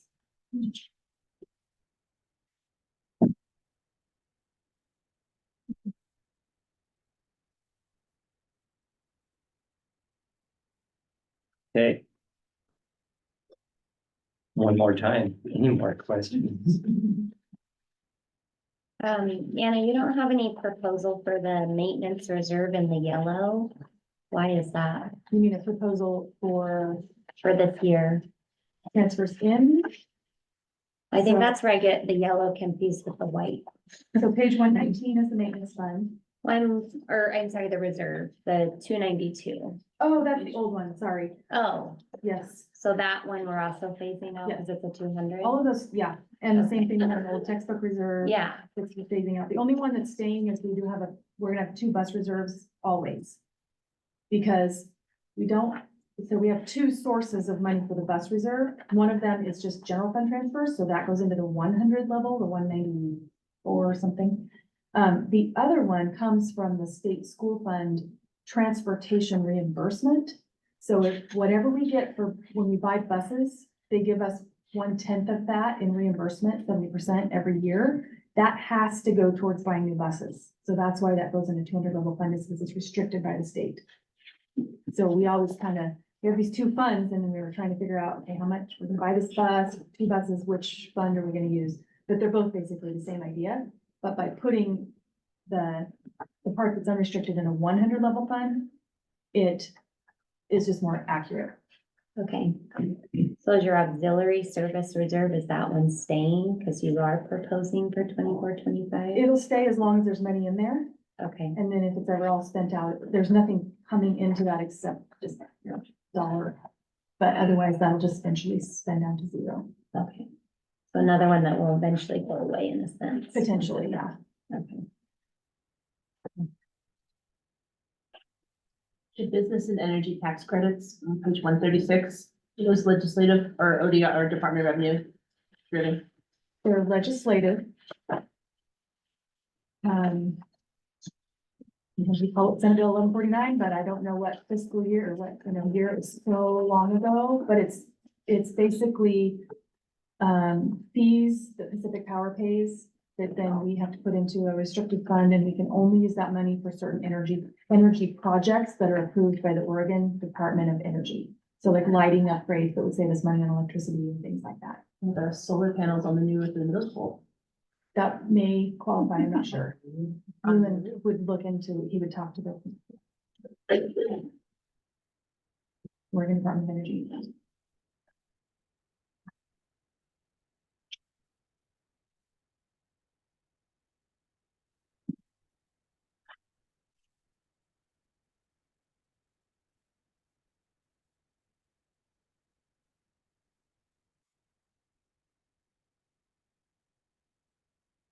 Okay, Mr. Chairman. yes. I move that the Frick County School District adopt the proposed budget for 24-25, the aggregate amount of $96,034,468. And that the permanent tax rate of $4.7856 per thousand of assessed value be assessed for the general fund. That we adopt a general fund of $55,550,038. Special revenue fund of $17,761,931, a debt service fund of $5,717,499, and a capital projects fund of $17,005,000. And further, that a tax levy of $2,313,725 be approved for the debt service fund for the purpose of retiring bonded debt owed by the school district. Second.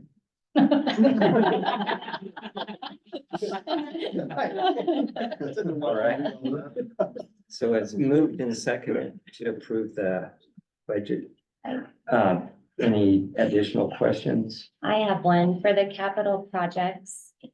If that money doesn't come in, does this still stand or do we need to redo that motion? How does that work? The budget would not change at all. Okay, We just wouldn't have money to spend, so we wouldn't spend any money, but the budget could just stay the way it is.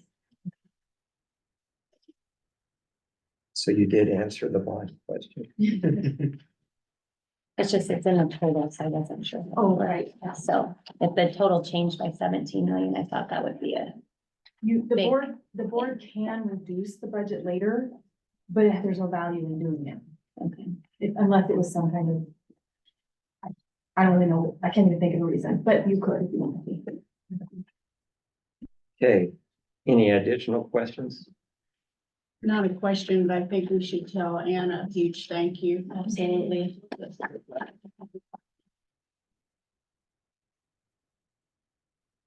We haven't approved the budget yet. Even if it doesn't, she deserves a thank you. So all in favor of the motion, signify by saying aye. Aye. Any opposed? It has passed. And I think as far as our agenda is complete. So we are adjourned. Don't you have a-